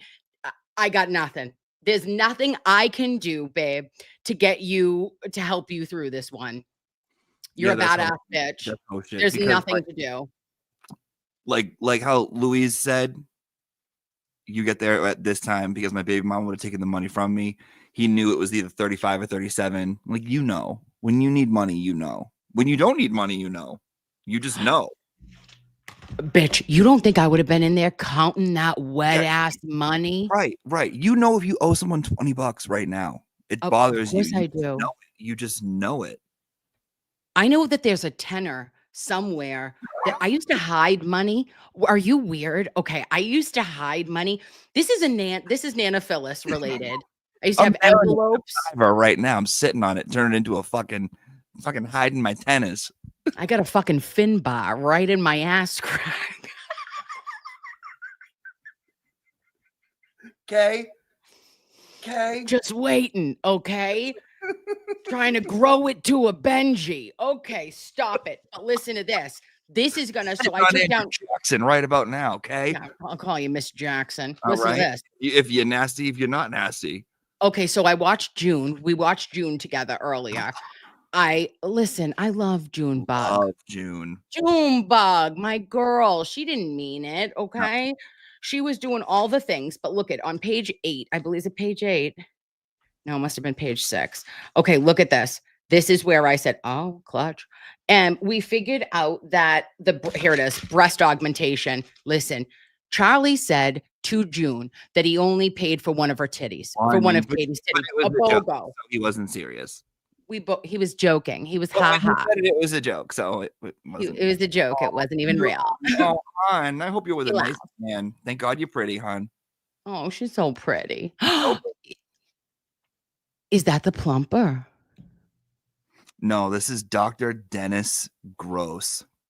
I like the plumper. Remember the plumper in the car when we do it on the Jeep? Yeah, that's a good one. That's a good I one. love that one. What is that? What is that one? Two-Face? Too extreme. Girls, go get that. Go get that immediately. All right. So listen, when the lady who was doing, remember the tax woman? I don't remember her name specifically. I think I have it on page 6. It is Mary Hutt. Mary Hull, governor's office, the financial investigator of the state of Florida. Very Okay. nice. So she ends up telling me, bitch, she does a pie chart. I black out with the pie chart. I find out that Katie McBanawa's breast augmentation cost $4,400 in the year of our Lord, 2014. I wish I got a titty job in 2014. I think it's at least 10,000 now. Well, are they going to Dr. Miami? I don't know. You know who that is? Yeah, but I don't think she had an Instagram following. Like, it still would have cost a lot of money. Oh, did she have an Instagram? Was she an IG hoe? I feel like Charlie's kind of like that. Yeah, that's true. Oh, Valerie said not in Miami. They flew her to Turkey. Did he get a hair transplant? He wasn't even that good looking in his prime. No, I don't think so. But back to the pie chart, $4,400. Let me let you know, baby, that 96%, this was on a pie chart for my viewing pleasure, 96% was paid in cash and $140 was put on Katie McBanawa's credit, on her debit Visa card. So $4,000, the cash portion came from whom? Charlie in charge of his Asian Angels. And so that is 96% of her titties, okay, were paid for by Charlie. And that, I said, case closed, Your Honor. That's all I needed to know. That's it. Donna, 96% of the titties. Donna, you gotta go. You're released from your. Go ahead. Yeah. Donna, you're fine. Listen, Donna, okay, you made bad choices. I get it. But you're old and you're also like something that would be very difficult for Donna, put her in low income elderly housing, okay? She'll be like, take her back to Leon County. That's a fate worse than death to Donna. At least then I feel like she knows her shit now though, because she did look like she looked nice. Oh my god. The background on Harvey's phone. Because I saw him touch his phone. This is grandkids. Oh god, that's really sad, right? It was fucking sad. Yeah, that sad. is sad. Like, oh my god, like you're a part of all this shit. Like it's still sad. It's sad for everybody involved. Like it is, it's still sad. Like I got sad when Katie McBanawa was talking about wanting to see her kids. Like it's not her kids' fault. You know what I mean? They're just It's your fault, and you need to be a responsible parent. And it's not her children's fault. It's her fault. Right. I didn't say that I wanted her to like be free and go like spread those murder titties everywhere, but like you get a little upset, get a little sad. I know it. No, it is. Listen, it's heartbreaking. This case to me, though, I feel like if I was 11 years invested in this, like some of our loveys are, like I would be blacked the fuck out because I would, you know how much we know from Karen Reed, right? And that was 3 years. And I mean, bitch, we know everything and we know all of the shit. I would have been so fucked up, Jimmy, because I'd know 4 trials. I would know like so people must get really pissed when they listen to me because my takes are only from seeing what I've seen and a couple of like YouTube they are getting videos. pissed. Yeah. Sorry, guys. And guess what? Fuck off. Oops, sorry. I'm doing my best. Okay. Yeah. Takes a village. Oh my God, what did you think about Misdemeanor? Oh, she's great, dude. She's everything. She's amazing. You know she's obsessed with you. Is she? I didn't watch the whole thing. I just got a little bit of the end. Oh, well, it was all in the beginning. Oh, okay. I got to watch the beginning. She was very, very nice. Everyone there was nice that I met. Yeah, what do you mean you watched the beginning of my stream? The end. I'm sorry, I caught the end. Oh, ending. no. Okay, but all right. Oh, okay. Because you didn't see her though at all, right? No, she was there the day before me. Yeah. Well, because we thought that was you. I thought you were going to come on tonight, maybe with a little meringue and go, "Hello, loveys." No, that was yesterday. You could have done it tonight too. Who gives a shit? Yesterday Coming we home were from a tarmac. Tell him. Yeah. The minute that misdemeanor got off her stream yesterday, I was gonna pop up with like Cool Whip on my face, like Mrs. Doubtfire. So Hello. Not the same person. And she goes, "Jimmy's doing this on purpose." She goes, he wants to keep it alive. He's going to go to the courtroom tomorrow. Then she's not going to be there till Friday. And she goes, he's going to keep it going. Oh, getting hot. Hi, JoJo. Oh, JoJo. Auntie's a baby. Right to me. Oh my God, ran right to me. That's all I ever cared about. Did you put her on her breast? Yeah, I was like, oh, you must be so hungry. You were like skin to skin. You're so sick. Goodbye. Say goodbye to your people. I'm out of here. All right, I'm leaving too. I love you so much, but there was nothing else. There was oh no, loveys. I'm so sorry. I did want to do one other thing before we go. Let us go. The Proctor stuff, there's nothing there. It is, I can do a better show on that, but let me show you this. Oh, I can't now, babes. Can I? Wait a minute. I might be able to. Can I reshare this screen? Son of a bitch. God damn it. I'm sorry. I'm not good with technology. Hold, please. Oh no, don't do that yet. Hold on, guys. I'm so sorry. I just wanted to show you one more thing because this is a big deal. I'm going to try. You live there. Okay.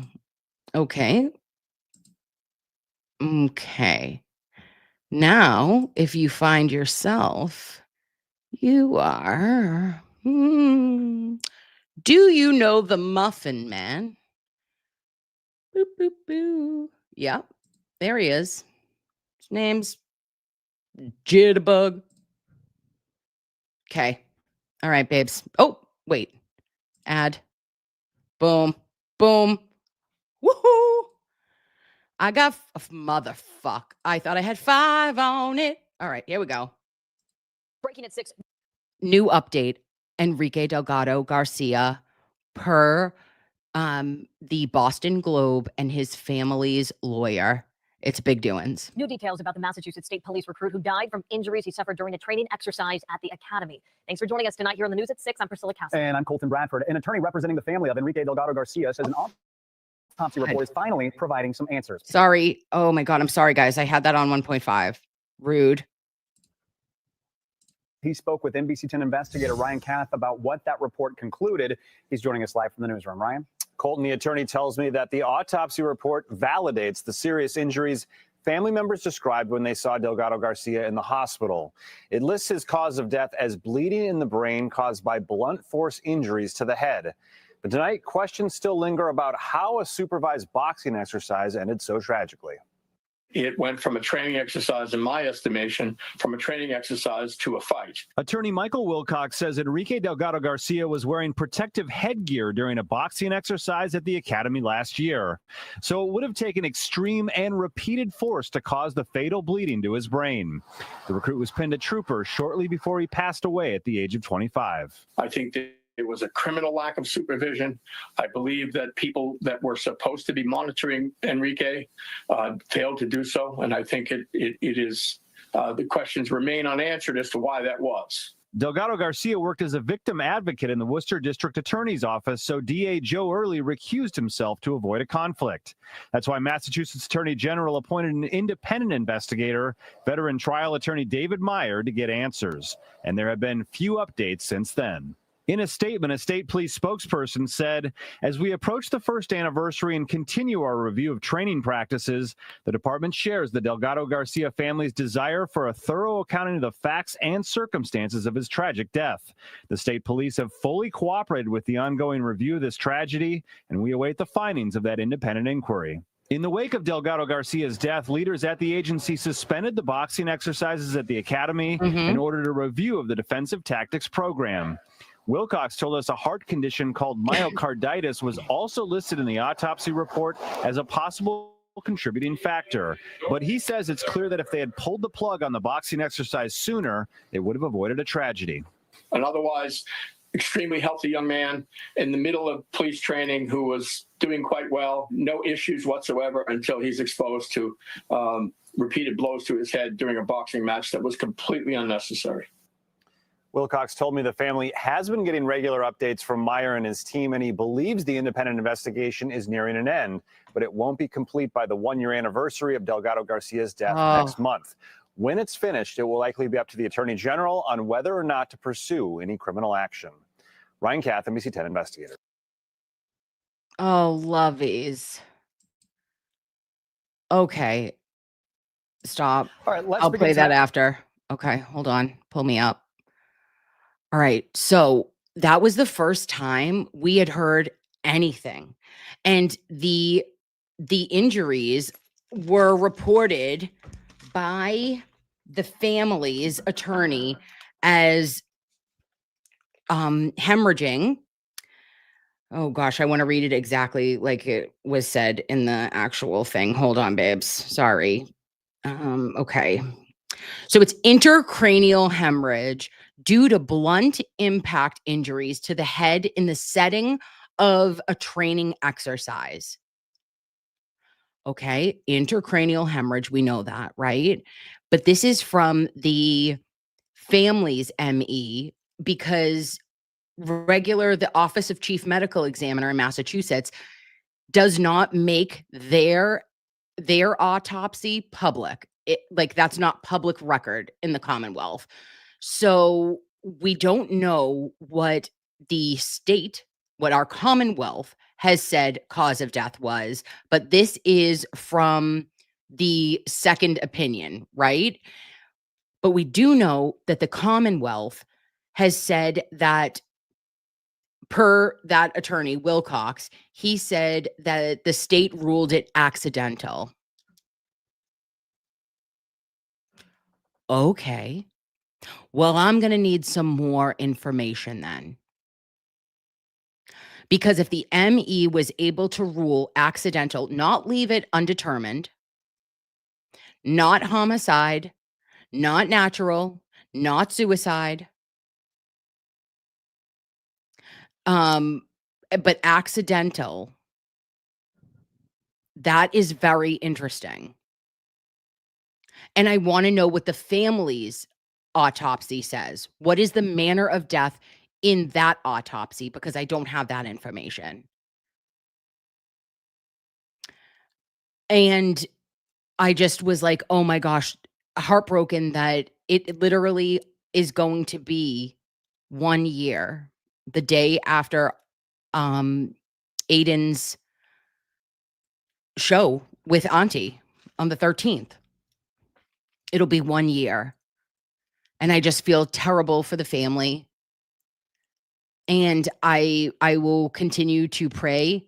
And will they be able to look for some sort of healing in the end? And maybe have laws change and not allow any other cadet to, whether it was a tragic accident or what happened, whether there was something congenital happening with him. Because if it was a blow and he had a pre-existing condition, because he did have, interestingly enough, him having perimyocarditis that was a progressive at 25 years old. That's atypical, loveys. That is a very atypical finding. And a man who is healthy and ran marathons. I have questions. That's all I can say. There was, I just can't believe that that's a comorbidity on a 25-year-old male. So I'm just heartbroken over that. And okay, so that was the update. It was it was big news to me. I was happy to hear something because it had been silent for so long.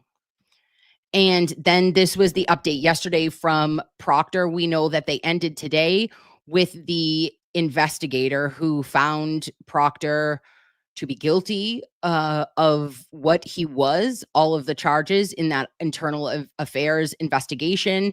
And they are reconvening in October on the 21st. And I think that Michael Proctor is in no better shape today than he was the day he was fired. With the appeal of Michael Proctor, the lead investigator in the Karen Reed case, he is stepping up his fight to get his job back. Good evening, everyone. I'm Colton Bradford. And I'm Priscilla Casper. Today, Proctor went before a civil service commission. We heard from the investigator who looked into the allegations against Proctor. It's a big story. It calls for big coverage tonight. NBC 10 investigator Ryan Kath has a closer look at the arguments Proctor's defense is set to be making. But let's begin with NBC 10's law enforcement reporter, Robert Goulston. He's on it for us. He was there for that hearing. He's going to break it down for us. Robert. Colton and Priscilla, the bottom line here is, was termination too much for Proctor? His attorney is saying that all along he has said these texts that he sent were way out of line. He knows that, everyone knows that, but should he have been fired for it? The lead investigator in the Karen Reed case is fighting to get his job back. Former trooper Michael Proctor's wife, parents, and mother-in-law sat in on the Civil Service Commission hearing. The two sides are debating whether Proctor's misconduct should have resulted in termination. Through unprofessional. Loveys, if you listen to this, did it actually give you like PTS Wendy? Okay. But no, I had PTS Bevy on this one. Hearing Judge Cannoni's voice in the clips that they played, I was like, oh, she triggers me. I'm literally like, I was getting pissed off every time she ruled something. I was like, shut up. And inappropriate conduct created an image that he was biased and brought himself and Massachusetts State Police into disrepute. Yes. Michael Proctor did not commit a crime. Shut up. Michael Proctor did not violate any specific policy prohibiting personal conduct on a personal phone, because there is no specific policy. Proctor was fired back in March for sending derogatory texts about Karen Reed and sharing details of the case with his family and childhood friends. The state presented 38 exhibits, including videos from the first Reed trial. And the other decision that you made and the other determination you came to was my client, Karen Reed, was a whack job. Right? Yes. In cross-examination, Proctor's attorney focused on what the internal state police. Babe, that's how OnlyFans says mob lawyer vibes. That's how I feel about every single lawyer that is appointed by a union. Like, because they are mob adjacent, right? Investigator did not find. But there was no finding of a conspiracy by Benson and Barrios, was there? No, there was not. But Proctor's attorneys argue the termination is nothing but a witch hunt fueled by Reed's mistrial. No one should be unjustifiably pushed aside from his job simply because an organization wants to satisfy an agenda. At the conclusion.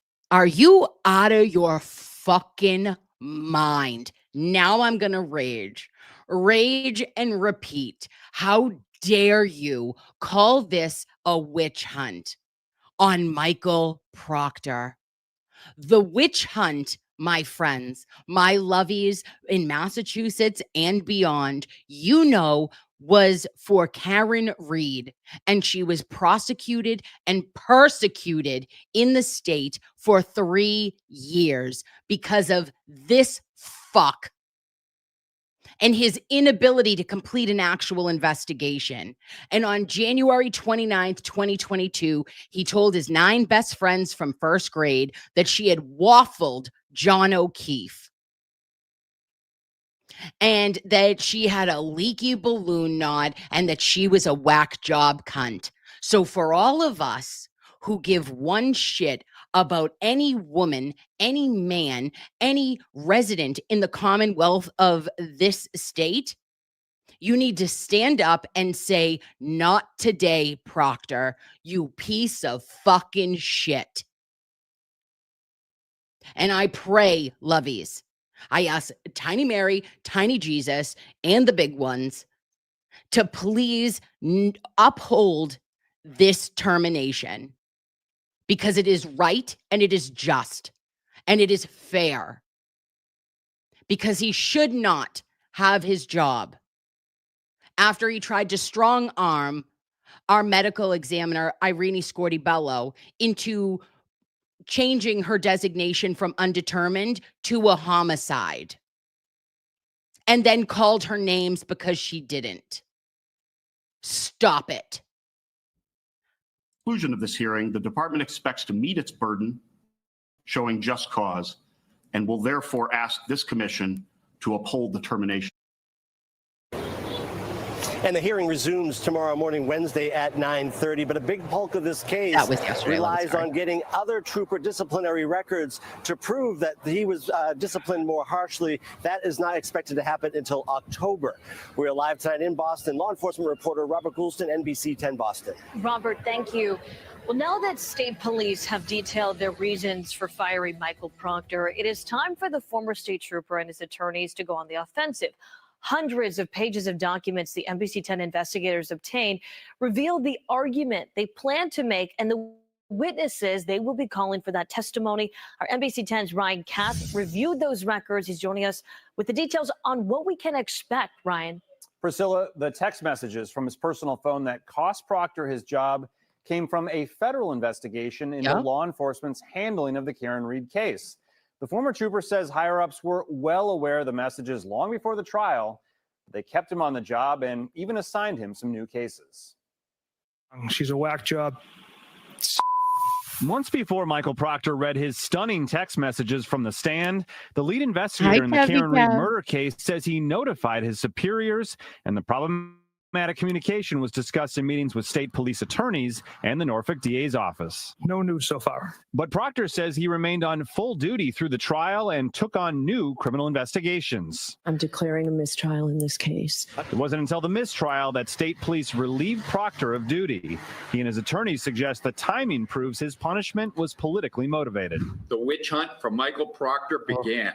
Documents show they plan to call former state police Colonel Jack Mon and current Colonel Jeffrey Noble as witnesses, along with his supervisors Lieutenant Brian Tolley and Sergeant Yuri Buchanan and prosecutor Adam Lally. Is this possibly the most high-profile appeal in Massachusetts history?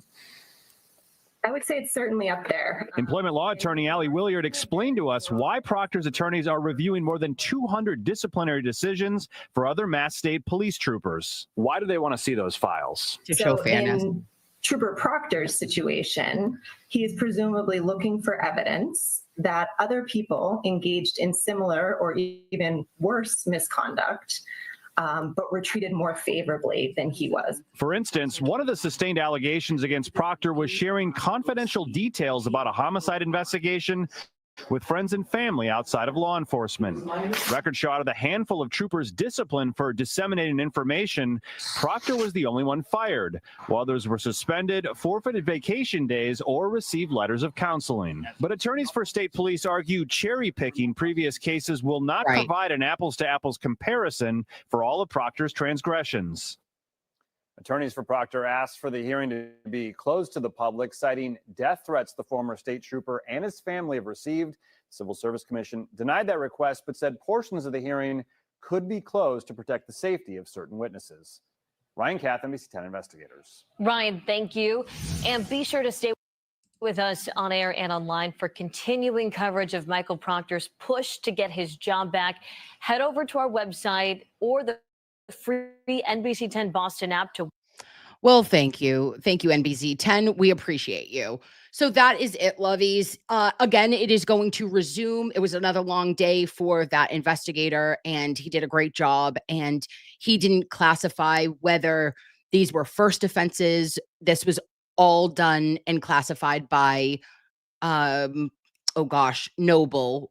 And he would decide in the end if it was a first offense or what the punishment was going to be. But he just gave the findings of either with cause or not found to be conclusive. And the only thing that was like looking for nudes was the only one that he was found not, guilty of. So with that being said, the fuckery is afoot in the Commonwealth, in Florida, and in other places, and will continue to go there. And I love everything about you. Thank you for joining me tonight. Your aunt will have a show tomorrow and tell you everything from inside the courtroom at the Adelson trial. And have a good night's sleep, loveys. Thank you for answering my FaceTime. Night. All right, great job on the news. Thank you. We will, Courtney and I will share what happened when we went to dinner last night, Sunday dinner coming up. And as